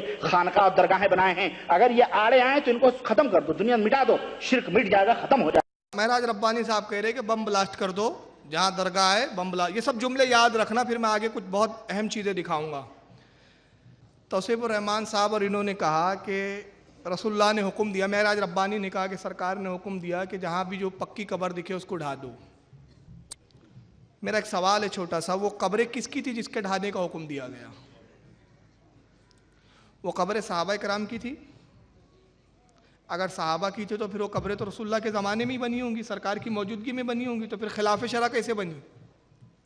तो इसका मतलब ये हुआ कि वो कब्रें मुशरिकीन की थी वो। और ये मैं नहीं कहता, खुद तौसीफुर रहमान भी इसका इकरार कर रहा है, ज़रा सुन लीजिए। रसूलुल्लाह सल्लल्लाहु अलैहि वसल्लम ने मक्के को फतह किया, हजरत अली को कहा, अली जाओ हर बुत को तोड़ डालो, हर ऊंची कब्र को मिला दो, हर पक्की कब्र को तोड़ डालो। औ कमा क़ाल अलैहि सलातु वस्सलाम। हजरत अली इब्ने अबी तालिब रज़ी अल्लाह ताला अन्हु ने अपने गुलाम अबुल हय्याज को यह कहकर के भेजा कि क्या मैं तुझे उस काम के लिए न भेजूं जिस काम के लिए मुझे नबी करीम सल्लल्लाहु अलैहि वसल्लम ने भेजा था, कि जहां भी कोई मूर्ति नजर आए उसको खत्म कर दो, वला कब्रन मुशरिफन इल्ला सवैता, और जहां कहीं भी ऊंची पुख्ता कब्र नजर आए उसे पस्त कर दो। खुद महराज रब्बानी और तौसीफुर रहमान ने एक बात कही कि जब रसूलुल्लाह ने मक्का फतह किया तो आपने फरमाया जहां भी कोई बुत नजर आए उसको ढा दो, और जहां भी कब्र आए, तो बुत के साथ कब्रों का जिक्र आया। इसका मतलब ये था कि वो कब्रें मुशरिकीन की थी, मोमिनीन की नहीं थी, जो ढाने की बात की गई। अब आइए दूसरा, मैं इसकी एक दलील देता हूं। अगर कब्रों को निस्फ नाबूद करना रसूलुल्लाह का तरीक़ाकार था तो फिर इस हदीस का जवाब क्या होगा? हदीस पाक ये अबू दाऊद शरीफ की हदीस है, जिल्द नंबर 2 किताबुल जनाइज़, हदीस नंबर 1432, और इसको इब्ने माजा ने भी बाब माजा फील जनाइज़ के अंदर इसको नकल किया, हदीस नंबर 1561 के तहत। जी जी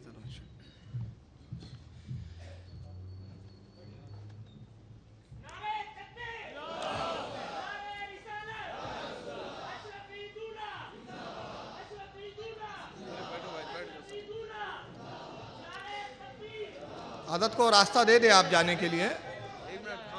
खामोशी से बैठिए, आप रास्ता दे दीजिए हजरत को।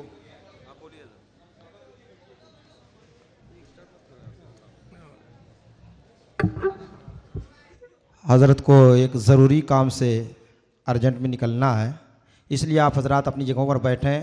और हज़रत ने यहाँ पर हाज़िरी दी, आप लोगों की हौसला अफजाई की। अब हज़रत को आराम से के साथ तशरीफ़ ले जाने दें, और प्रोग्राम आपका बदस्तूर चलता ही रहेगा इंशाअल्लाह। दुरूद शरीफ पढ़े। अल्लाहुम्मा सल्लि अला सय्यदना मौलाना मुहम्मदिन अदद मा फिल मिल्लाहि सलातम दाइमतम बिदवामिन मलिकिल्लाहि सल्लल्लाहु तआला अलैहि वसल्लम। अबू दाऊद शरीफ की हदीस है कि अल्लाह के नबी सल्लल्लाहु अलैहि वसल्लम के ज़माने ज़ाहिरी में मदीना मुनव्वरा में जो सबसे पहले सहाबी का इंतकाल हुआ, उनका नाम था हज़रत उस्मान बिन मज़ऊन रदी अल्लाह ताला अन्हु। सरकार को बड़ी मोहब्बत थी सहाबी से, हज़रत उस्मान से। हज़रत उस्मान बिन मज़ऊन को आपने, अल्लाह के नबी ने अपने दस्ते मुबारक से कब्र मुबारक में रखा। फिर उसके बाद सरकार ने मिट्टी डाली, और जब कब्र तैयार हो गई तो साहबा कराम कहते हैं कि अल्लाह के नबी ने फरमाया कि एक बड़ा पत्थर लाओ ताकि मैं अपने भाई की कब्र की निशानी बना दूं। ये बतौर मोहब्बत भाई फरमाया, मोहब्बत के तकाजे के तौर। साहबा कहते हैं कि हम एक बड़ा पत्थर उठाना चाहते थे, मगर कई सहाबी मिलकर उस पत्थर को उठा ना सके। क्या कह रहे हैं? अबू दाऊद शरीफ की हदीस है, सुनन अबू दाऊद की मैंने हदीस नंबर बताया 1432। मतन इसलिए नहीं पढ़ रहा हूँ कि वक्त मुझे थोड़ा सा बचाना है, क्योंकि और भी बहुत सारी बातें मेरी है अभी बयान करने की। तो रावी कहते हैं कि बहुत सारे सहाबा इकराम ने उस पत्थर को उठाना चाहा लेकिन नहीं उठा सके। अर्ज़ के या रसूलल्लाह, एक बड़ा पत्थर हमें नज़र आया जो निशानी के लिए बेहतर है, लेकिन हम उसको उठा नहीं पा रहे। तो रावी कहते हैं अल्लाह के नबी सल्लल्लाहु अलैहि वसल्लम तशरीफ़ ले गए, आपने अपने झुब्बे की आस्तीन को चढ़ाया और तन्हा उस पत्थर को उठा लिया।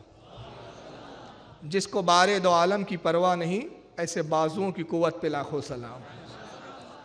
उस पत्थर को उठाया और जनाब उस्मान इब्ने मजून की कब्र पर रख दिया। फरमाया ये निशानी है कि उस्मान इब्ने मजून की कब्र की, ताकि कब्र के निशान मिटे नहीं।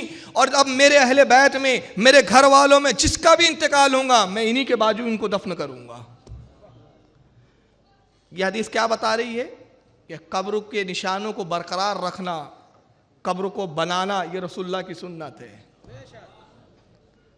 और आइए आगे, यह है बुखारी शरीफ, बुखारी की जिल्द 1, बाब माजा फी कब्रिन नबी सल्लल्लाहु अलैहि वसल्लम व अबू बकर व उमर रदियल्लाहु ताला अन्हुमा। इमाम बुखारी एक बाब कायम करते हैं, कहते हैं कि इस बात का बयान कि नबी पाक सल्लल्लाहु अलैहि वसल्लम की कब्र, अबू बकर और हज़रत उमर की कब्र के बारे में। हदीस नंबर 1301, किताबुल जनाइज़, इमाम बुखारी हदीस लिखते हैं। ये देखिए, मैं इसको दिखा भी देता हूँ आपको। यह है बुखारी शरीफ, किताबुल जनाइज़, हदीस नंबर 1301। हद्दसना मोहम्मद काला अखबरना अब्दुल्लाही काला अखबरना अबू बकर बिन अय्याश अन सुफयान तमार अन्नहु हद्दसहु। हदीस बयान की मोहम्मद ने, वो कहते हैं हमें खबर दी अब्दुल्ला ने, वो कहते हैं हमें खबर दी अबू बकर इब्ने अय्याश ने, वो कहते हैं रिवायत की आदत सुफियान तमार ने। तमार की माने खजूर बेचने वाले, वो खजूर बेचते थे, यानी सुफियान जो खजूर बेचने वाले, उन्होंने ये रिवायत बयान की। अन्नहु हद्दसहु, और वो ये हदीस बयान करते थे कि उन्होंने कहा अन्नहु रआ कब्रन नबी सल्लल्लाहु अलैहि वसल्लम मुसन्नमा। वो कहते हैं मैंने अल्लाह के नबी की कब्र को देखा, तो मैंने देखा कि सरकार की कब्र ऐसी थी जैसे ऊंट का कोहान होता है। ऊंट का कोहान, ऊंट की पीठ, ऊंट की पीठ कैसी होती है? तो इसका मतलब ये हुआ कि असहाब रसूल ने खुद नबी पाक की जो कब्र मुबारक बनाई थी, वो उसी तरीके से बनाई थी जिस तरीके से आज हम बनाते हैं। तो कब्रों को बरकरार रखना, कोहान नुमा बनाना, और ये तभी बनेगी कि जब वो थोड़ी ऊंची हो। ये सहाबा इकराम की भी सुन्नत है। आइए इसी तरह बुलूगुल मराम, जो हज़रत अल्लामा अबुल फज़ल शहाबुद्दीन अहमद इब्ने हजर अस्कलानी रहमतुल्लाह अलैह की हदीस की किताब है, वह इमाम बहकी के हवाले से लिखते हैं। हज़रत इब्ने हजर कहते हैं वलिल बहकी अन जाबिरिन रदियल्लाहु ताला अन्हु। इमाम बहकी ने रिवायत किया हज़रत जाबिर से, काल, वो कहते हैं व रुफ़िया क़ब्रहु अनिल अर्द कद शिब्र।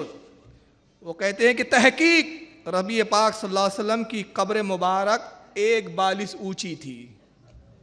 कितनी ऊंची थी? 1 बालिश, यानी कब्र सरकार की ऊंची थी। और इन्होंने क्या किया, जन्नतुल बकी में कब्र को ढाया और बुलडोजर चला दिया। और जवाब में क्या कहा कि रसूलुल्लाह ने फरमाया कि कब्र को जो भी मिले उसको ढा दो, निस्फ़ो नाबूद कर दो। जबकि असहाब रसूल जानते थे कि इसका मतलब ये नहीं है। इस हदीस का मतलब जो कब्र ढाने की बात की जा रही है, वो कब्र किन की है? वो कब्र मुशरिकीन की है। आइए एक मैं बड़ी प्यारी हदीस सुना रहा हूँ। ये हदीस ऐसा लगता है हज़रत अबू अय्यूब अंसारी की निगाह देख रही थी। इस हदीस का ताल्लुक़ हज़रत अबू अय्यूब अंसारी जलील क़द्र साहबी से है, जैसे उनकी निगाह वहाबियों के आने वाले वहाबी खबीसों को देख रही थी। इसको लिखा है इमाम हाकिम ने अल-मुस्तदरक के अंदर। ये हाकिम अल-मुस्तदरक है आपके सामने, इसकी जिल्द नंबर 4 है, सफ़ा 686, हदीस नंबर 8636। पूरी सनद बयान की उन्होंने हज़रत इमाम हाकिम ने। हद्दसना अबुल अब्बास मोहम्मद बिन याकूब सना अल अब्बास बिन मोहम्मद बिन हातिम, ये पूरी सनद वो पहुँचाते हज़रत दाऊद बिन अबी साले तक। अब मैं वहाँ से पढ़ता हूँ जो दाऊद बिन अबी साले जो उसके रावी है। कहते अन दाऊद इब्न अबी सालिह रज़ियल्लाहु ताला अन्हु। दाऊद इब्न अबी साले कहते हैं, काल, वो कहते हैं अक़बला मरवान यौमन फवजदा रजूलन वदिया वजहू अलल क़ब्रि रसूलुल्लाह सल्लल्लाहु अलैहि वसल्लम। वो कहते हैं एक मरतबा मरवान मदीने का हाकिम था और इंतहाई बदतरीन इंसान था। उस्मान गनी की शहादत इस मरवान की बदबख्त की वजह से हुई। इमाम हुसैन के ज़माने में यही बदबख्त है जिसने उक़बा इब्ने इक़बा को उभारा था, वलीद इब्ने उक़बा को, कि इमाम हुसैन को कत्ल कर दे। ये बहुत बड़ा फित्तीन था मरवान। ये हाकिम था उस वक्त मदीने का। तो हज़रत अबू दाऊद इब्न अबी साले कहते हैं कि एक मरतबा अक़बला मरवानो यौमा, एक मरतबा मरवान जा रहा था, फवजदा रजुलन वदीहा वजहू अला क़ब्रि रसूलुल्लाह सल्लल्लाहु अलैहि वसल्लम। उसने देखा कि एक शख्स रसूलुल्लाह की कब्र मुबारक पर अपना चेहरा रखे हुए हैं। एक शख्स रसूलुल्लाह की कब्र मुबारक पर क्या रखे हुए हैं? चेहरा। चेहरा कैसा रखा जाएगा? जाहिर है कि रसूल नबी की कब्र मुबारक अगर ज़मीन दोष होती तो वो तो फिर लेटे हुए होते, चेहरा कैसे रख सकते थे? इसका मतलब नबी की कब्र कुछ ऊंची थी और वो चेहरा रखे हुए थे। उसके बाद कहते वकाला आ तदरी मा तसना, मरवान ने बड़ी चिड़चिड़ाहट के साथ और सख्ती से कहा, ऐ शख्स तू जानता है तू क्या कर रहा है? मतलब उसके नजदीक शिर्क था, ये उस जमाने का वहाबी था मरवान। ऐ शख्स क्या कर रहा है, ये तू जानता है? आ तदरी मा तसना, जानता है तू क्या कर रहा है?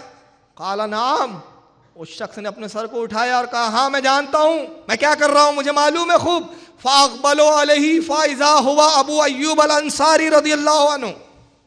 और रावी हदीस कहते हैं कि जब उन्होंने सर उठाया तो वह हज़रत अबू अय्यूब अंसारी थे, सहाबी रसूल थे। उन्होंने कहा मैं जानता हूं मैं क्या कर रहा हूं, रसूल की मज़ार पर मैंने अपने चेहरे और अपने लब को लगाया है, मैं मज़ार रसूल को चूम रहा हूं, मैं जानता हूं मैं क्या कर रहा हूं। बदबख्त मुझे मत सिखा तू तौहीद क्या है और शिर्क क्या है। जी तो रसूलुल्लाह सल्लल्लाहु अलैहि वसल्लम वलम आतिल हजर, मैं रसूलुल्लाह से मुलाकात करने के लिए आया हूं, मैं किसी पत्थर के ढेर के पास नहीं आया हूं।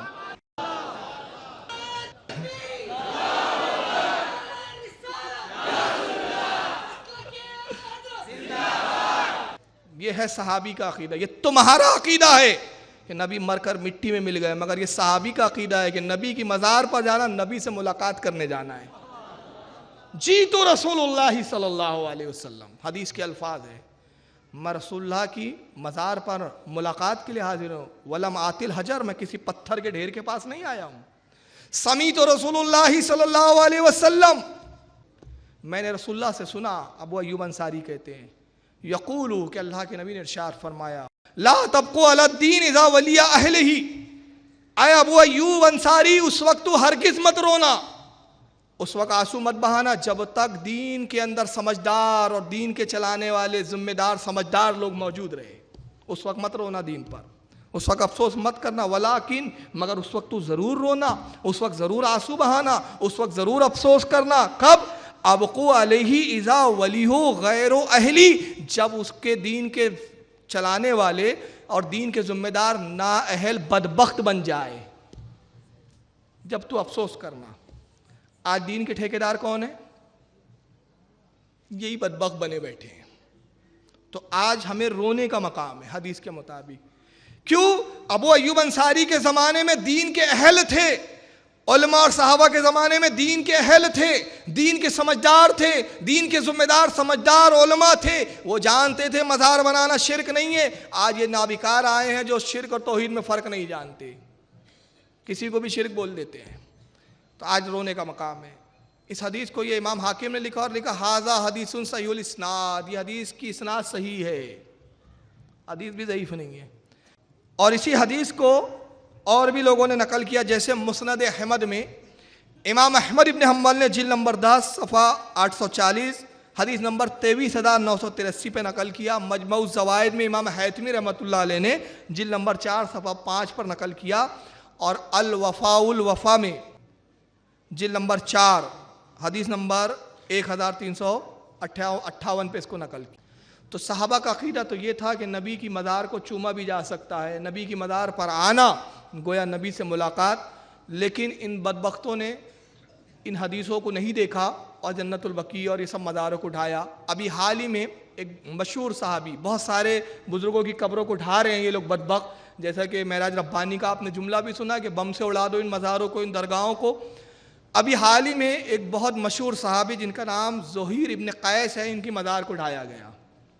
मगर अकीदे अहले सुन्नत को आप सलाम करेंगे, तू जिंदा है वल्लाह, तू जिंदा है वल्लाह, मेरे चश्मे आलम से छुप जाने वाले सहाबी रसूल का जिस्म मुबारक सलामत रह गया। ये इससे बढ़कर हमारे मज़हब की हक्कानियत क्या होंगी? देखिए इसका वीडियो, ये है ज़ुहैर इब्न कैस रज़ियल्लाहु ताला। और जब ढाने के बाद पूरा जब निस्फ़ नाबूद हो चुका, आपका जिस्म मुबारक जहाँ था वहीं का वहीं है।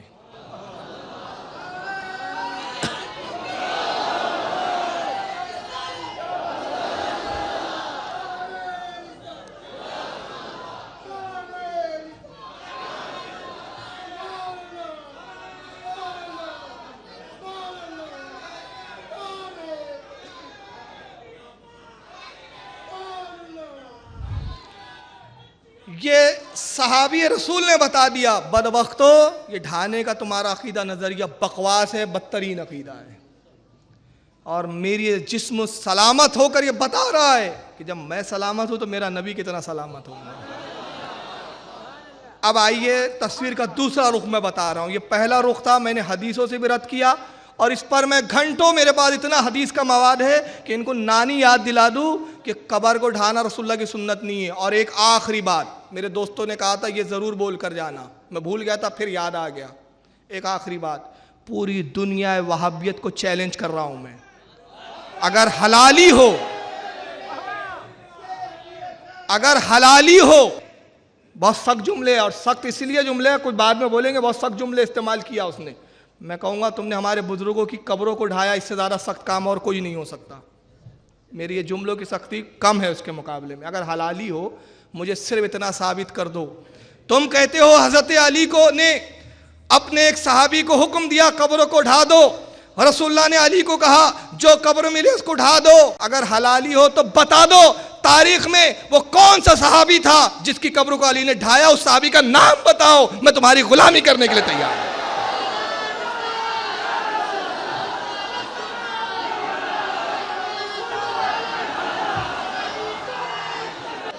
अभी आएगा, समझ रहे हैं आप? उस सहाबी का नाम बताओ जिसकी कब्र को रसूलुल्लाह के हुक्म से अली ने ढाया हो। कयामत तक नहीं बता सकते। अब सुनिए, यहां से अब तस्वीर का दूसरा रुख, सहाबा की कब्र तो ढा दो क्योंकि हुकूमत तुम्हारी है, जालिम हो तुम। कल तक डाकू थे तुम, हुकूमत चलाते थे, आज हुकूमत के ओहदेदार बने बैठे हो। अब क्या किया, हमारे बुजुर्गों की तो मज़ारों को उठा दिया, अपने बुजुर्गों के साथ सलूक किया। जरा पहले ये क्लिप सुन ले ताकि फिर एक बार मैं याद दहानी करवा दूं। रसूलुल्लाह सल्लल्लाहु अलैहि वसल्लम ने मक्के को फतह किया, हजरत अली को कहा अली जाओ हर बुत को तोड़ डालो, हर ऊंची कब्र को मिला दो, हर पक्की कब्र को तोड़ डालो। औ कमा क़ाल अलैहि सलातु वस्सलाम। सही मुस्लिम की रिवायत, इन पीरों को, इन पगाड़ों को, कब्रों के मुजावर सज्जादा नशीनों को और इन मौलवियों मुफ्तियों को और हराम खाने वाले हमारे मुल्क के इन मुल्लाओं को ये हदीस शरीफ बताई जाए कि जालिम हजरत अली इब्ने अबी तालिब रज़ी अल्लाह ताला अन्हु ने अपने गुलाम अबुल हय्याज को यह कहकर के भेजा कि क्या मैं तुझे उस काम के लिए न भेजूं जिस काम के लिए मुझे नबी करीम सल्लल्लाहु अलैहि वसल्लम ने भेजा था, कि जहां भी कोई मूर्ति नजर आए उसको खत्म कर दो, वला कब्रन मुशरिफन इल्ला सवैता, और जहां कहीं भी ऊंची पुख्ता कब्र नजर आए उसे पस्त कर दो। ये नबियों का काम है, ये सहाबा का काम। अब यहां तक तो ठीक है कि भाई कब्रों को उठाना नबियों का काम है। चलिए अब आइए जरा तस्वीर का दूसरा रुख। ये अपने तैमिया की कब्र है, ये कब ढाओगे? अपने बाप को क्यों छोड़ दिया? हिम्मत हो तो नबियों का काम यहां करके बताओ। ये अपने तैमिया की दमिश्क में कब्र है, सलामत संगे मरमर की बनी हुई है। चलिए आगे बढ़े। इस्माइल दहलवी बालाकोट वाले, नाम भी लिखा है, नाम जरा सुनिए, मज़ारे अक़दस, जिसका तक़द्दुस हो। तुम्हारे इन खबीसों का तक़द्दुस बाकी, फातिमा का तक़द्दुस तुम्हें नजर नहीं आया, खातून जन्नत का। नबी के चचा अब्बास का तक़द्दुस नजर नहीं आया, नबी के नवासों का तक़द्दुस नजर नहीं आया। बुलडोजर चला दिया बालाकोट में। इस पर कब बुलडोजर चलाने की तैयारी है मुझे बताओ। महराज खबीस, हिम्मत हो तो पहले इसको ढाके बता, इसको बम से उड़ा। इस्माइल दहलवी की कब्र है, बाजू में जनाब की हालात ज़िंदगी भी लिखी हुई है, नाम का एक मार्बल में बोर्ड लगा हुआ है, मौलवी शाह मोहम्मद इस्माइल शहीद दहलवी बिन शाह अब्दुल गनी बिन शाह वलीउल्लाह दहलवी रहमुल्लाह अलैहिम, विलादत और वो मौत की तारीख वारीख सब लिखी हुई है पत्थर पे।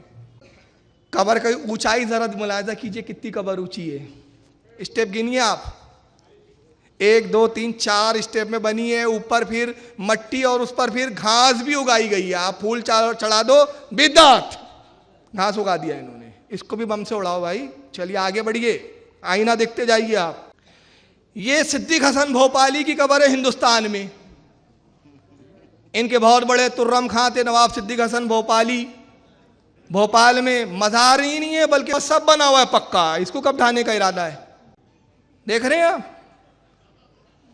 बड़ा रखो भाई, अभी मजमा मत दिखाओ, अभी पब्लिक को ये देखने दो। अभी पता चले इनके बाप दादा भी कहाँ हैं, इनका नसब नामा भी तो पता चले भाई। शकील भाई बहुत अच्छे आदमी हैं, मैं बहुत दिल से दुआ देता हूँ शकील भाई को। ये आदमी है जिसने बॉम्बे की सरजमीन पे मुझे मुतारिफ करवाया, वरना ये कीमती बातें मैं आप तक नहीं पहुंचा सकता था। ये सिद्दीक हसन भोपाली की कब्र है, भोपाल में है भाई, ज़्यादा दूर नहीं है। तुम पाकिस्तान तक तो आ गए दातागंज बख्श लाहौरी की कब्र पे, यहाँ कब बुलडोजर लेके जाने की तैयारी है? और यकीन मानो दातागंज बख्श लाहौरी पे हमारे सामने आओगे तो तुम्हारी ईट से ईट बजा देंगे। छुप कर आते बम लेकर, छुप कर। यहाँ पर तुम बुलडोजर क्या बम भी लेकर आए, हम बोले अरे लाओ यार हम ही लगा देते हैं, हम काम कर देंगे, ये सवाब का काम, नबियों का काम है ना। चलिए ये ओल्ड कबर है, पुरानी कबर है। कौन है ये? अब्दुल अजीज बिन अब्दुल रहमान आले सऊद। ये उनकी पहले कच्ची कबर बनी। देखिए डेवलपमेंट कैसे होगा किस्तवार। और ये कर क्या रहे हैं? ये नजदीक चादर ओढ़कर कब्रों को बराबर कर रहे हैं। अब आगे देखिए, एक और बिद्दत मुलाहिजा कीजिए आगे, फातिहा भी हो रही है साहब।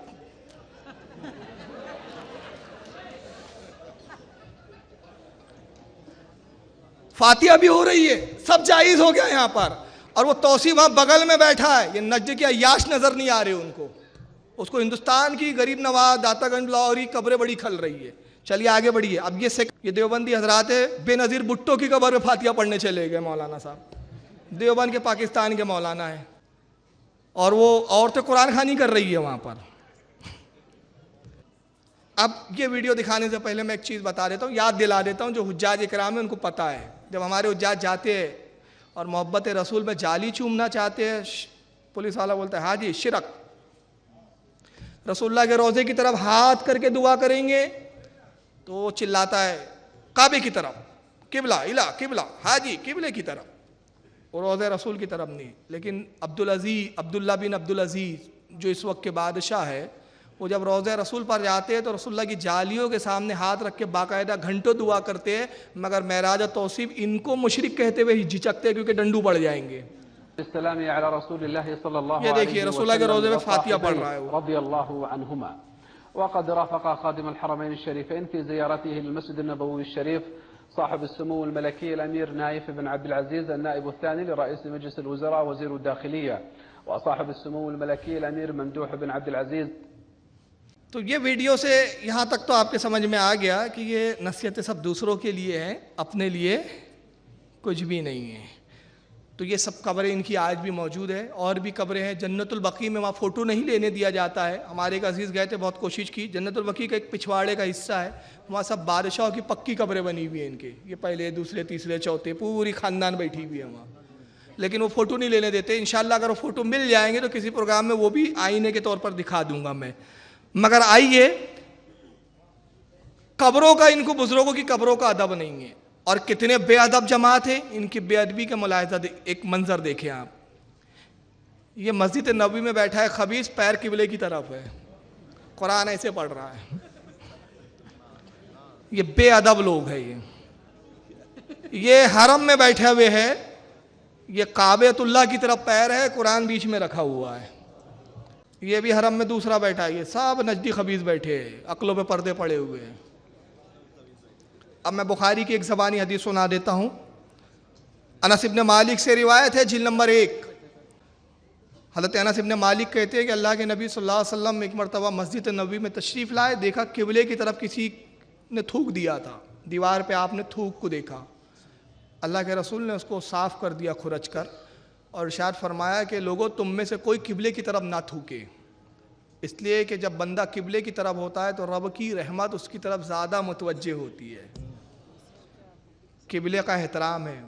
इमाम बुखारी रहमतुल्लाह ताला अलैह एक मुहद्दिस के पास जाते हैं हदीस लेने के लिए। 15 दिन का सफ़र किया इमाम बुखारी ने, और उस मुहद्दिस के पास जब पहुँचने के बाद कहा कि मुझे आपसे एक हदीस लेना है, मैंने सुना है कि आप किसी से रिवायत करते हैं, अपने जद में से किसी से, वो हदीस मुझे सुनाइए।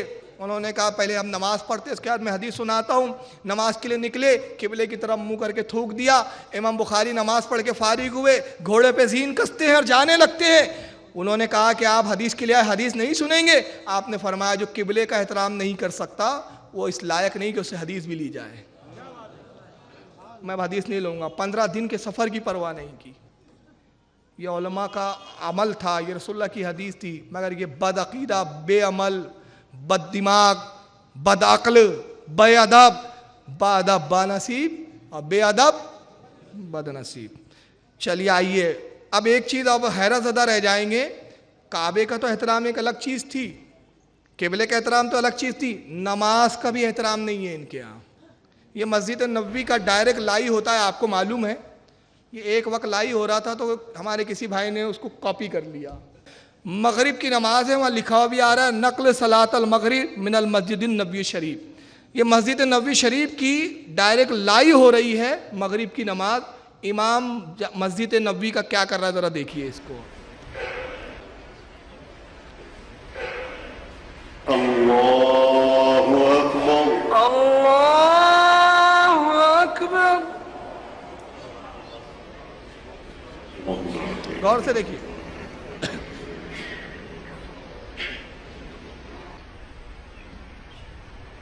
इंतज़िरु दक़ीक़ा। मोबाइल आ गया साहब का, मेरे हाथ में मोबाइल है, मोबाइल बच गया वहाँ। तो आप कहते अत्तदरुकु दक़ीक़ा, मामूली सी बात है, मामूली सी बात है। चलिए इंतज़िरु दक़ीक़ा। माइक पे ऐलान किए, चलो जान दो, बाद में देखेंगे नमाज को।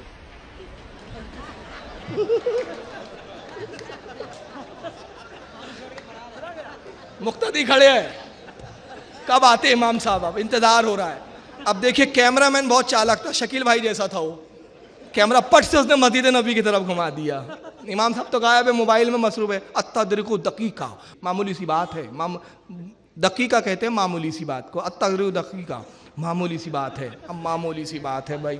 चलिए आगे देखिए, अब आएंगे साहब। अब ये आने में काफ़ी टाइम लगाया, मैंने वो बीच का हिस्सा काट दिया। ये खड़े हाथ बांध के, सब खड़े हैं। अच्छा एक बात और सुन ले, ये बड़ी मारकतुल आरा बात पकड़ में आई है। ये पूरी दुनिया को सीने पे हाथ बांधने की तलकीन कर रहे हैं, सब नाप पे हाथ बांधे हुए खड़े हैं।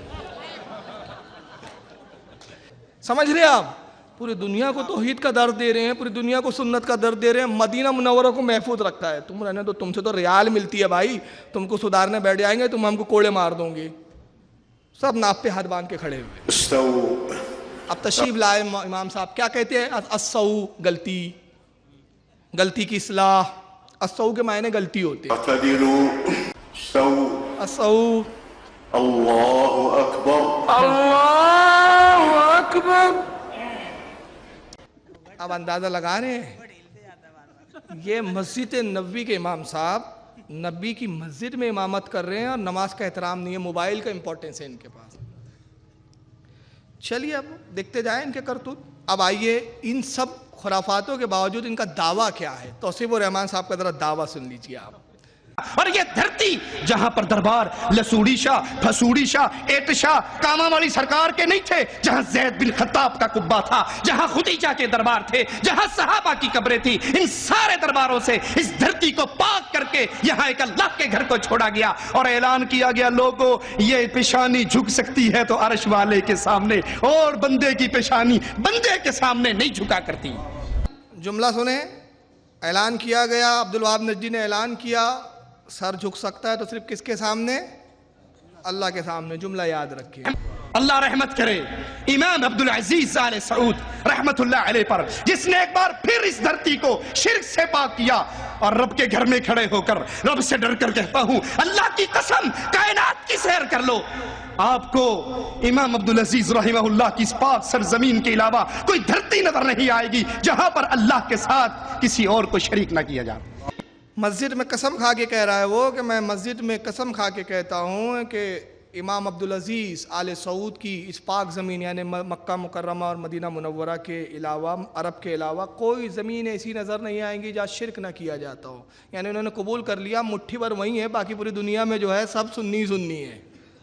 ये बात तो बहरहाल आ गई, ये भी मेरा मौजू नहीं है, लेकिन आगे देखें आप। ये वो धरती है जहां पे गर्दन झुकती है तो अल्लाह के सामने, आवाज बुलंद होती है तो अल्लाह के नाम की।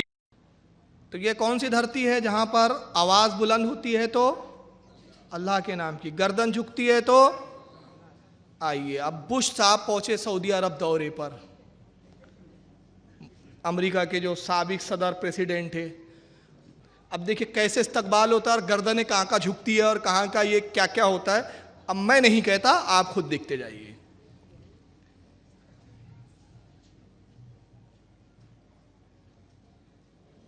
may remember back in साहबजादी तक तो ठीक था, अब्बा हुजूर भी कुछ कम नहीं है।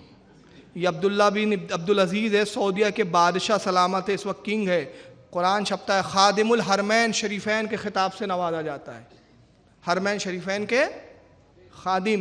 कुरान छपता है, मुफ्त में मिलता है, हाजियों को मुफ्त दिया जाता है, तोहफ़तन उस पर इनका नाम प्रिंटेड होता है। अल्लाह की ये ज़मीन है जहाँ पे शिरक नहीं होता, गर्दन नहीं झुकती, मगर वहाँ के ये बादशाह सलामत क्या करते हैं? 2005, President Bush kissed. 2005, President Bush kissed. नहीं साहब, गर्दन नहीं झुकती, चुम्मा चाटी होती है। बुश को चुमना चाहिए। और एक जुमला बढ़ा देता हूँ भाई मैं, हनीफ भाई, सुअर खाने वालों को लबों को चूमने का क्या हुक्म है? ये सुअर खाने वाले लोग हैं भाई, इनके यहाँ सुअर हलाल है, ये अंग्रेज है ये, तब भी तौहीद सलामत है। कब्रों को आप चूम ले, शिर्क शिर्क शिर्क शिर्क शिर्क, कब्रों को चूमना शिर्क, बुश को चूमना तौहीद। Abdullah of Saudi Arabia, and then held his hand. I thought it was Paul and Paula. العالم من أسوأ أزمة اقتصادية منذ عقود. ये बुश साहब ने, ये तो पहले बुश सऊदिया गया, वहाँ अब्दुल्ला साहब ने चुम चाट के उसका इस्तकबाल किया। फिर वाइट हाउस में एक दावत की बुश साहब ने, अब दुनिया के बहुत सारे प्रेसिडेंट वहाँ पहुँचे। ये एक मैंने यहाँ से शुरू किया क्लिप, ये बहुत काफ़ी तवील है लेकिन यहाँ से शुरू किया है। किसी मुल्क के प्रेसिडेंट आए, अब ये चूमते नहीं है, ये देखिए ये गैर मुस्लिम है, वो बुश से हाथ मिला रहे हैं। لكن هذا الهدف يبدو أكبر من قدرة القمة على تحقيقه. فبوش الذي يعيش أيامه الأخيرة في الرئاسة تحول إلى بطة عرجاء، ولعل هذا ما يجعل القمة الحالية مجرد بروفا للعمل. वो हाथ मिला रहा है, अरे लैला आ गई।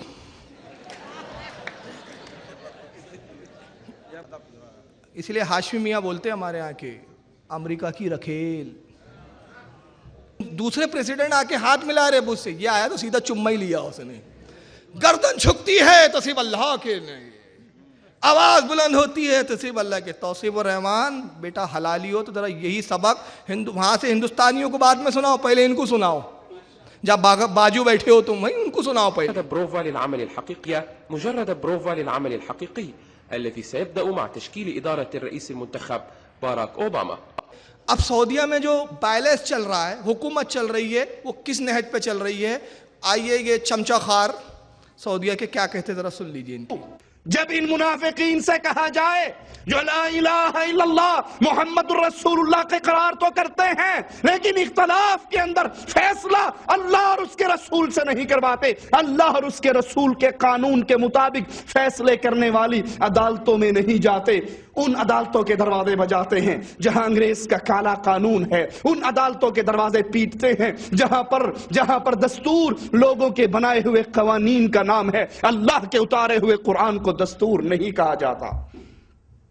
मुबारकबाद के लायक है ये सऊदी अरब की हुकूमत कि जब अक़वाम मुत्तहिदा में मुल्कों ने अपने अपने दस्तूर को पेश किया, दुनिया की ये वाहिद हुकूमत है जिसने अक़वाम मुत्तहिदा में दस्तूर किताबुल्लाह को पेश किया कि ये कुरान अल्लाह ने उतारा है, इसको नाफिज करने का हुक्म दिया है।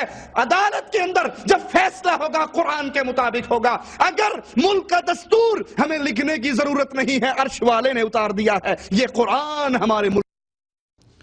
तौसीफुर रहमान साहब कहते हैं मुबारकबाद के लायक है सऊदी अरबिया की हुकूमत, जब अक़वाम मुत्तहिदा ने दुनिया के तमाम ममालिकों ने अपने अपने बैलेंस अपने अपने दस्तूर पेश किए तो सऊदिया ने कुरान को पेश किया। हमारी हुकूमत, हमारा तरीका कुरान के मुताबिक होगा, कानून कुरान के मुताबिक होगा। दुनिया की वाहिद हुकूमत है सऊदी अरबिया जहाँ कुरान के मुताबिक मामला चल रहे हैं। ठीक है, सऊदिया को दुनिया की कौन सी हुकूमत है? वाहिद हुकूमत। बैलेंस क्या है उनका? कुरान। कानून क्या है? कुरान। बहुत कुरान के फॉलोअर है। अब आइए कितने फॉलोअर है आप ही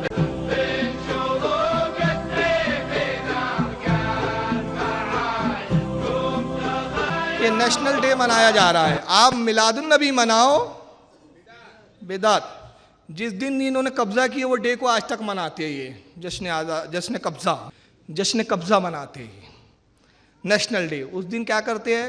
झंडा कलमे की चादर है जिस पे कलमा लिखा है ला इलाहा इल्लल्लाह मोहम्मद रसूलुल्लाह, और ये कुरान की आयत है। ये ला इलाहा इल्लल्लाह भी कुरान की आयत है, मोहम्मद रसूलुल्लाह भी कुरान की आयत है। कुरान की 2 आयतों का जुज़ है, उसको झंडे पे अब उतरा हुआ है उनके, उसको लपेट के ये नेशनल डे मना रहे हैं क्योंकि दस्तूर कुरान है इनका।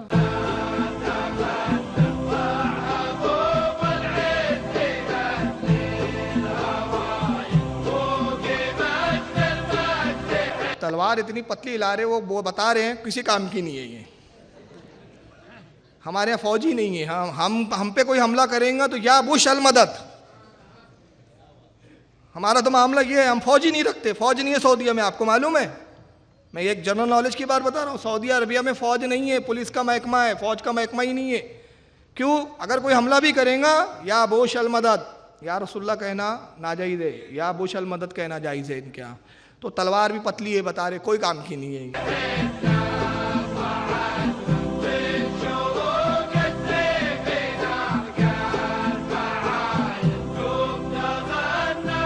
चलिए, यहाँ तक तो सही था कि भाई ये नेशनल डे मना रहे थे, खुशी हो रही थी। अब्दुल्ला बिन बास जो उनके मुफ्ती आजम थे, उनके साहबजादे हैं, ये बुश के साथ डांस कर रहे हैं। कुरान दस्तूर है इनके यहाँ।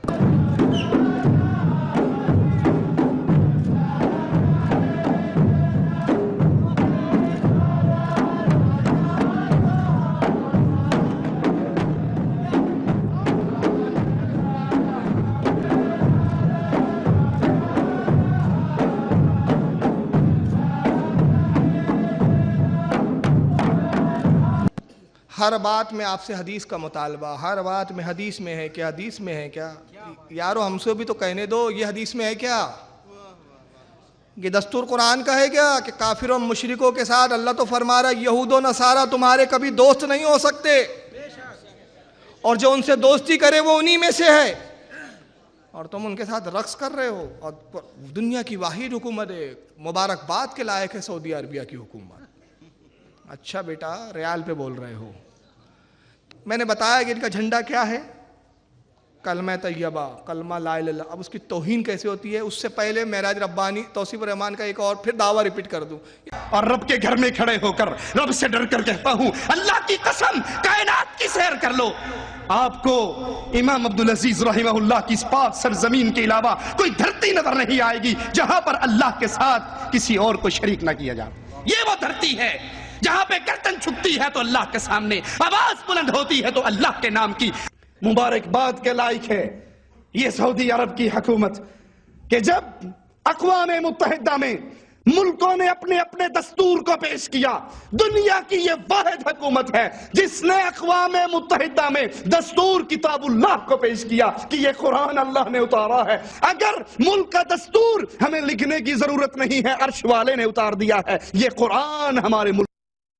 मुबारकबाद के लायक है सऊदी अरबिया की हुकूमत, दस्तूर अक़वाम मुत्तहिदा में कुरान पेश किया। जब बुश साहब आए तो वही दस्तूर के मानने वाले ये करेंगे।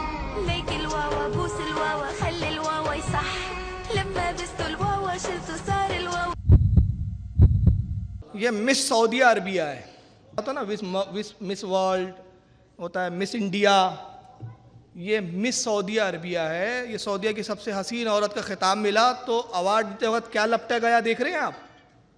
ये इस्लामी हुकूमत है।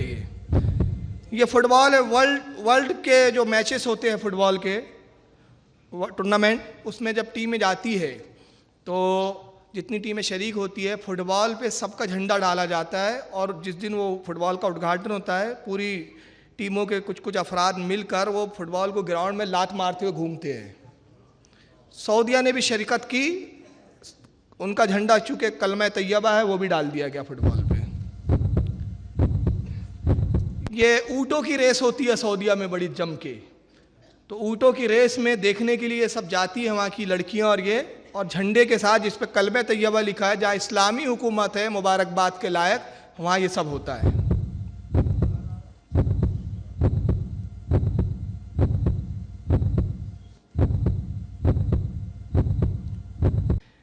अब आइए तौसीफ रहमान साहब को एक बार फिर सुन लेते हैं, आप सुन लीजिए। मुबारकबाद के लायक है ये सऊदी अरब की हुकूमत कि जब अक़वाम मुत्तहिदा में मुल्कों ने अपने अपने दस्तूर को पेश किया, दुनिया की ये वाहिद हुकूमत है जिसने अक़वाम मुत्तहिदा में दस्तूर किताबुल्लाह को पेश किया कि ये कुरान अल्लाह ने उतारा है। अगर मुल्क का दस्तूर हमें लिखने की जरूरत नहीं है, अर्श वाले ने उतार दिया है, ये कुरान हमारे दस्तूर किताबुल्लाह को पेश किया, अब खुद तौसीफ रहमान भूल गए कि जिस हुकूमत को हमने मुबारकबाद के लायक बोला था, अब उस हुकूमत का मजाक कैसे उड़ा रहे हैं। अब ये क्लिप सुनिए। यहाँ पर थाईलैंड लॉटरी जो कि आम है पूरे सऊदी अरब में, अनकरीब हर खास व आम इसमें मुब्तला हो रहे हैं। ये जो कैसी है, ये लॉटरी का जो सिस्टम है, ये सूद, ये जुए की एक किस्म है जिसमें कुछ को कुछ मिलता है और कुछ को सारे पैसे उसके ज़ाया बर्बाद हो जाते हैं। तो इन तरीकों से बचिए और हलाल रिज़्क की कोशिश कीजिए। सवाल हुआ है कि सऊदी अरबिया में थाईलैंड लॉटरी बहुत चलती है, तो लॉटरी का हुक्म क्या है? जवाब दिया कि जायज़ नहीं है, बचना चाहिए। मैं पूछना ये चाहता हूँ तौसीफ रहमान साहब से, बचना चाहिए बोल के किनारे से निकल गए आप, पूरी पुरमज़म्मत तौर पर एक तकरीर करते कि कैसी हुकूमत है नाकारा, इस्लामी हुकूमत का बैलेंस चल रहा है, कुरान दस्तूर है, यहाँ पे लाटरियाँ कैसे चल रही है भाई? तो ये अपने लिए कुछ भी नहीं है, दूसरों के लिए सब है। अब चलिए हम अपने औलिया को माने तो बड़ा प्रॉब्लम हो जाता है इनको। इनके नज़दीक गरीब नवाज वली नहीं है, दाता कन बख्श वली नहीं है, जुनैद बगदादी वली नहीं है। इनका वली कौन है? आइए ज़रा महराज रब्बानी से सुनिए इनका वली कौन है। वकानु यत्तकून, और जो अल्लाह रब्बुल इज्जत से डरते हैं, वो लोग कौन हैं? अल्लाह के वली। और याद रखो, जाओ आज के दिन मैं ऐलान करता हूं, अहले हदीस जिसके बारे में तुमने ये अपनी मजलिसों में ये बयान दिए हैं कि इनके अंदर कोई वली अल्लाह नहीं होता, मेरा बच्चा पैदा होता है और वो अल्लाह का वली होता है, अल्हम्दुलिल्लाह। मेरा बच्चा पैदा होता है और वो अल्लाह का वली होता है, अल्हम्दुलिल्लाह। क्यों? इसलिए कि वो मुशरिक नहीं होता। वो मुशरिक पैदाइशी मुवहिद होता है, अल्हम्दुलिल्लाह। और वो रसूलुल्लाह सल्लल्लाहु अलैहि वसल्लम की इत्तिबा और फर्माबरदारी के साथ पैदा होता, अल्लाह के फजल करम से। इनके यहाँ जो बच्चा भी पैदा होता है गैर मुकल्लिदों के यहाँ, वो अल्लाह का वली होता है। मैंने बताया दो ही कैटेगरी होती है, एक या तो मुज्तहिद बन चुका होता है या बन रहा होता है। अब इन्होंने तीसरी बताई, नहीं पैदा होते से वलीज होता है वो। अच्छा चलो, जब पैदा होते से वली होता तो ज़रा अपने सबसे बड़े वली की खबर लीजिए आप, जो खादिमुल हरमैन शरीफैन हैं। لم يحن إذن موعد تبادل الأنخاب، فالخلافات تطغى على القمة إذ تقترح أوروبا تعزيز الدور التدخلي للحكومات.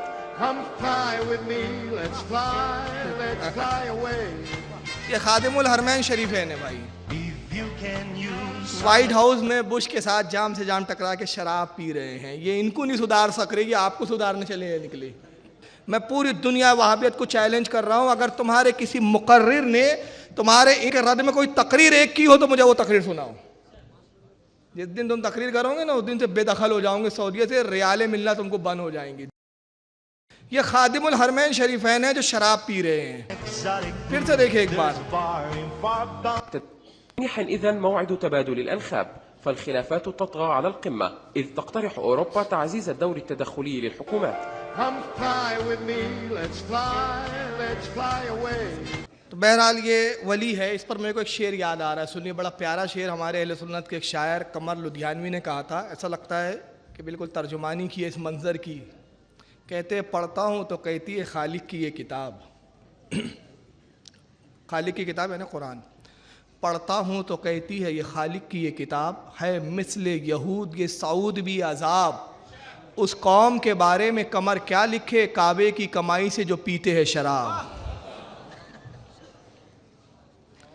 चलिए ये फिर एक बार सुने। और याद रखो, जाओ आज के दिन मैं ऐलान करता हूं, अहले हदीस जिसके बारे में तुमने ये अपनी मजलिसों में ये बयान दिए हैं कि इनके अंदर कोई वली अल्लाह नहीं होता, मेरा बच्चा पैदा होता है और वो अल्लाह का वली होता है, अल्हम्दुलिल्लाह। क्यों? इसलिए कि वो मुशरिक नहीं होता। वो मुशरिक सऊदी अरबिया से फिर ये कह रहे हैं महराज रब्बानी, हमारे यहाँ जो बच्चा पैदा होता है वो अल्लाह का वली है। आइए जरा इनके वली बच्चों को देख लें।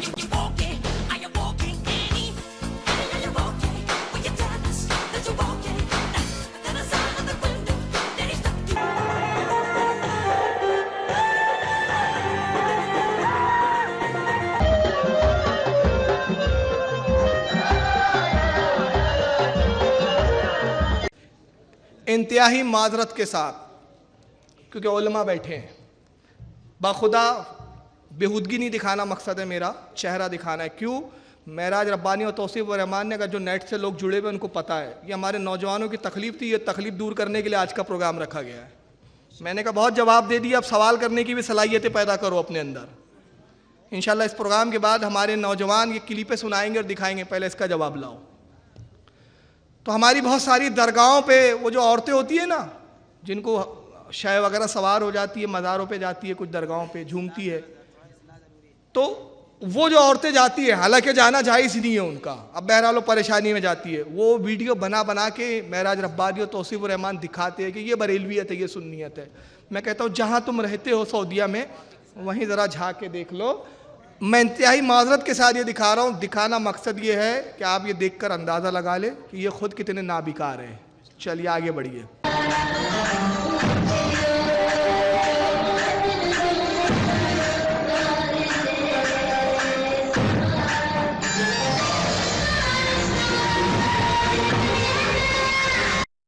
सैकड़ों क्लिपें है, कई 100 क्लिपें है, लेकिन ये मैं ज़्यादा नहीं दिखाना चाह रहा क्योंकि उलमा का एहतराम है। सिर्फ एक बात बता रहा हूँ, आपने इतना देख लिया काफ़ी है, गंज के कुछ चावल ही काफ़ी है कि बिरयानी कैसी है। 2-4 दाने दिखाया है मैंने, इससे आप इतना तो समझ गए। रंडियों पे नोट लुटा रहे हैं शेख लोग, इनके वली। अब वो नोट कौन सा है, मुझे दर्द इस बात पर नहीं है, तुम्हारी हराम की अय्याश की कमाई है, अय्याशियों में लुटाओ, मगर दर्द इस बात का है कि जिस नोट को तुम रंडियों पे लुटा रहे हो, वो नोट क्या है, जरा उसको देख लीजिए एक बार। सऊदीया का नोट, मदीना मुनव्वरा बना हुआ है, इसके ऊपर कुछ नोट हुआ है जिसपे खाने काबा बना हुआ है, बैतुल मुकद्दस बना हुआ है। ये सऊदीया के नोट है जिसपे मस्जिद नबवी, खाने काबा, बैतुल मुकद्दस, ऐसे नोट जिस पर ये मुकद्दस मकामात की तस्वीर है, उन नोटों को तुम रंडियों पे लुटा रहे हो। इस पर इन मौलियों की ज़बानें नहीं खुलती, इनको दिखता कहाँ है, सिर्फ हमारी बिद्दतें नज़र आती है। चलिए आखिरी में एक एंड कर रहा हूँ यहाँ पे, 2-3 चीज़ें थी, छोड़ दिया। 12 हमने इनको मनाजरे के चैलेंज किए कि दरगाहों पे मनाजरा आप बाद में कीजिए, उर्स पे बाद में मनाजरा, पहले अकीदे पे मनाजरा कर लीजिए आप कि आपका अकीदा कितना गंदा है। मैंने खुद इसी जगह पर ठीक आज से 1 साल पहले बिस्टी मोहल्ले में भी मैंने चैलेंज करके गया था, मगर अब तक कोई रिप्लाई नहीं आया। हमारे उलमा मुसलसल चैलेंज कर रहे हैं। मैं 3 चैलेंज यहाँ सुना रहा हूँ, ये आपके लिए काफ़ी है बताने के लिए कि अल्हम्दुलिल्लाह अल्हम्दुलिल्लाह हमारे उलमा अहले सुन्नत इनकी एक एक बात का मुंह तोड़ जवाब देने की सलाहियत रखते हैं। सिर्फ 3 क्लिपें मैं दिखा रहा हूँ, वरना ऐसी बहुत क्लिपें मेरे पास, वक्त इजाज़त नहीं दे रहा है। हमारे उलमा ने कैसे कैसे अंदाज में चैलेंज किए, देखिए। मैं अपना पहला एक चैलेंज दोहरा रहा हूँ जो मैंने इसी सरजमीन रे रोड पर किया था, सुन लीजिए उसको। और अगर ये गैर मुकल्लिदीन तक मेरी आवाज़ जा रही है तो मैं इस बात पर उनको मुनाजरे का चैलेंज कर रहा हूं, मुनाजरे के साथ। अगर हिम्मत हो तो इस बात पे वो मुनाजरा कर ले, जब चाहे मैं आ जाऊंगा इंशाल्लाह।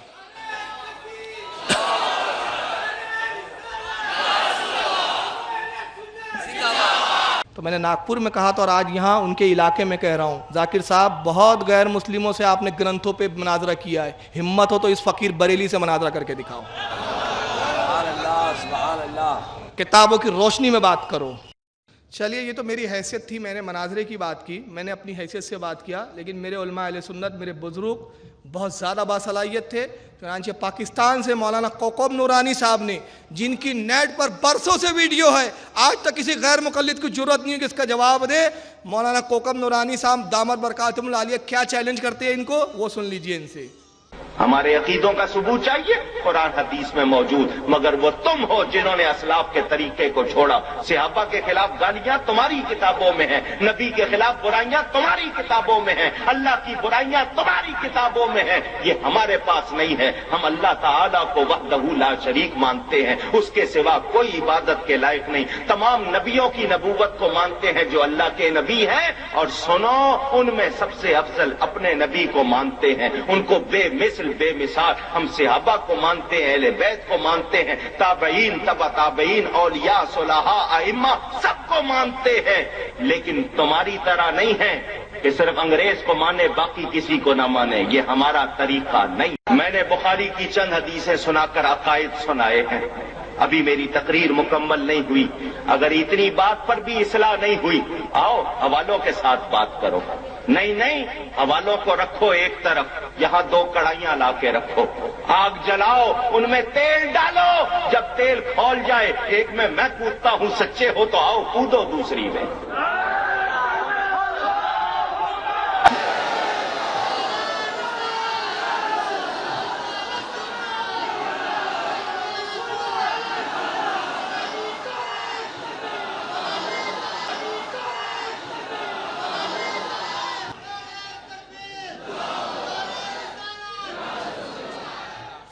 जो बच गया वो सच्चा, जो मर गया वो झूठा। आओ, मुझे अपनी सदाकत पर यकीन है। मेरा अकीदा सच्चा, मेरा नबी सच्चा, मेरा इमाम आजम सच्चा, मेरा गौसे आजम सच्चा।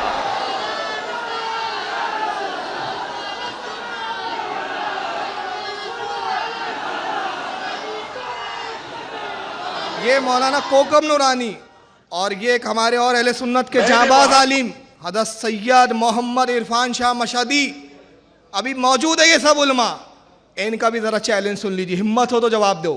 मैंने वहां भी बाकायदा तौर पर उलमा को यह कहा था कि अगर आप हमें ऐसा माहौल फराहम कर दें कि बात आप सुन सके तो हम हरमैन तय्यबैन में यह साबित करने को तैयार हैं कि कुरान और सुन्नत की रोशनी में तुम्हारा अकीदा गलत है।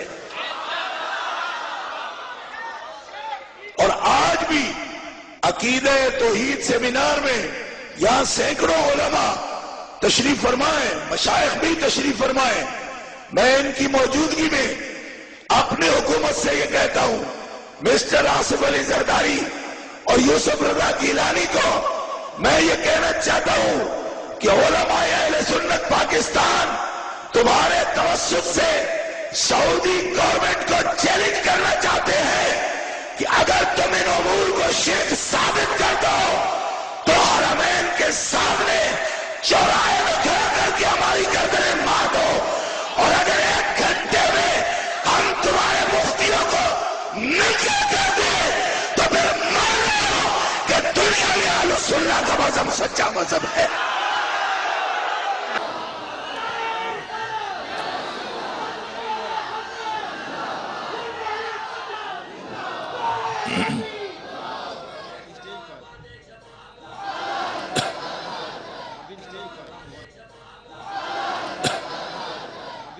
ये हज़रत इरफान सैयद इरफान मशहदी थे, हुसैनी खून था और गरज कर बोला जैसे यजीद के सामने करबला में बोला गया था कि अगर हमारा अकीदा गलत है तो सऊदी हुकूमत के बड़े बड़े मुफ्तियों के साथ बिठाओ, चंद मिनटों में। मौलाना मशहदी फरमा रहे हैं कि अगर चंद मिनटों में तुम्हें नंगा ना कर दूं तो फिर अब हमारी गर्दन काट के चौराहे पे फेंक देना।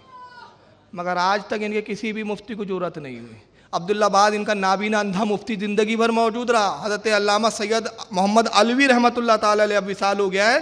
सऊदिया के अहले सुन्नत के बहुत बड़े आलिम थे, जिम्मेदार आलिम। पूरी जिंदगी सऊदिया में मदीना मुनव्वरा में रहकर इनके अंधे अब्दुल्ला बिज़बाज़ को ललकारते रहे, मुनाज़रों के चैलेंज करते रहे, मगर कभी इन्होंने जुर्रत नहीं की उनके साथ बैठने की। ये लोगों को ये बहकाने आते हैं, मैं बारहा कहता हूँ, ये उससे बात करने आते हैं जो कुरान और हदीस जो नहीं जानते बेचारे, ये कारोबार करने वालों के पास आते हैं ये। तो बहरहाल बहुत सारी चीज़ें हैं, वक्त मेरे पास इतना नहीं है। इंशाल्लाह इन्हीं टॉपिक और उन्वान पे आगे भी बयानात मौका मिला तो हम लेंगे इंशाल्लाह। वक्त ख़त्म हो गया। आखिरी में अपने प्रोग्राम का मैं अख्तिताम यहाँ कर रहा हूँ। चंद नसीहतें। हमारी सबसे बड़ी कमज़ोरी नमाज से गफलत, सबसे बड़ी कमज़ोरी। इसका फ़ायदा उठाते हैं वो लोग। अगर आप बखुदा नमाज पढ़ने के आदी बन जाएँ और मसाजिद अपनी भर दें, जब हमारी मस्जिदें भरी होंगी तो फिर इनको न कब्जा करने का मौका मिलेगा न फिर हमारी कोई खामी बताने का मौका मिलेगा। और दूसरा, ये वक्त नहीं है ज़्यादा, वरना मैं इस पर बोलता कि मिलादुन नबी आज मतलब चांद रात है या पहली रात है, शायद चांद दिख गया है, आज पहली शब है। मैं आप सबको जश्न मिलादुन नबी की मुबारकबाद पेश करता हूँ जी। हाँ, तो मैं नसीहत ये करना चाहता हूँ, एक बड़ा कसीर मजमा है कि जुलूस जो हमारे यहाँ निकलता है खुशी के लिए, खुशी के इज़हार के लिए, उसका तकद्दुस भी पेश नज़र रहना चाहिए। तो उसमें आप एहतियात से जाएँ, डीजे वगैरह से परहेज़ करें खुदारा। ये वो सब चीज़ें हैं जो गैरों को बोलने का मौका फ़राहम करती है। हमारे उलमा बस यही खामोश होना पड़ता है हमें। अल्हम्दुलिल्लाह हमारी किताबें, हमारे अक़ीदे इतने साफ़ सुथरे और इतने मुस्तहकम हैं कि उसकी एक नींव को भी कोई हिला नहीं सकता। लेकिन ये अक़ीदों पे बात नहीं करते, हमारी खुराफातों पर ही बात करते हैं और फिर वहाँ पर हमें शर्मिंदगी उठानी पड़ती है। इसलिए खुदारा आप अपने एतराफ़ के माहौल को भी सुधारिए, बुराइयों को दूर कीजिए। जुलूस में आप जाएँ, सलीके से जाएँ, सलीके से नारे लगाएं, डीजे वगैरह से परहेज़ करें, नाचने और थिरकने से परहेज़ करें, एक दूसरे पे पानी फेंकने से परहेज़ करें। ये तमाम चीज़ों से अगर आप परहेज़ करें तो इंशाअल्लाह हमारा जुलूस सुन्नत नबवी के मुताबिक एक बेहतरीन अंदाज में निकलेगा। तो तो इंशाल्लाह ये हमारे लोगों के लिए मशअल राह बनेगा। अल्लाह ताला से दुआ है कि जलसे को कबूल फरमाए। आप बैठे कुछ अभी उलमा कहना चाहते हैं, अल्लाह ताला इसे कबूल फरमाए। वमा अलैना इल्लल बलागुल मुबीन। हज़रात, ये प्रोग्राम निहायत ही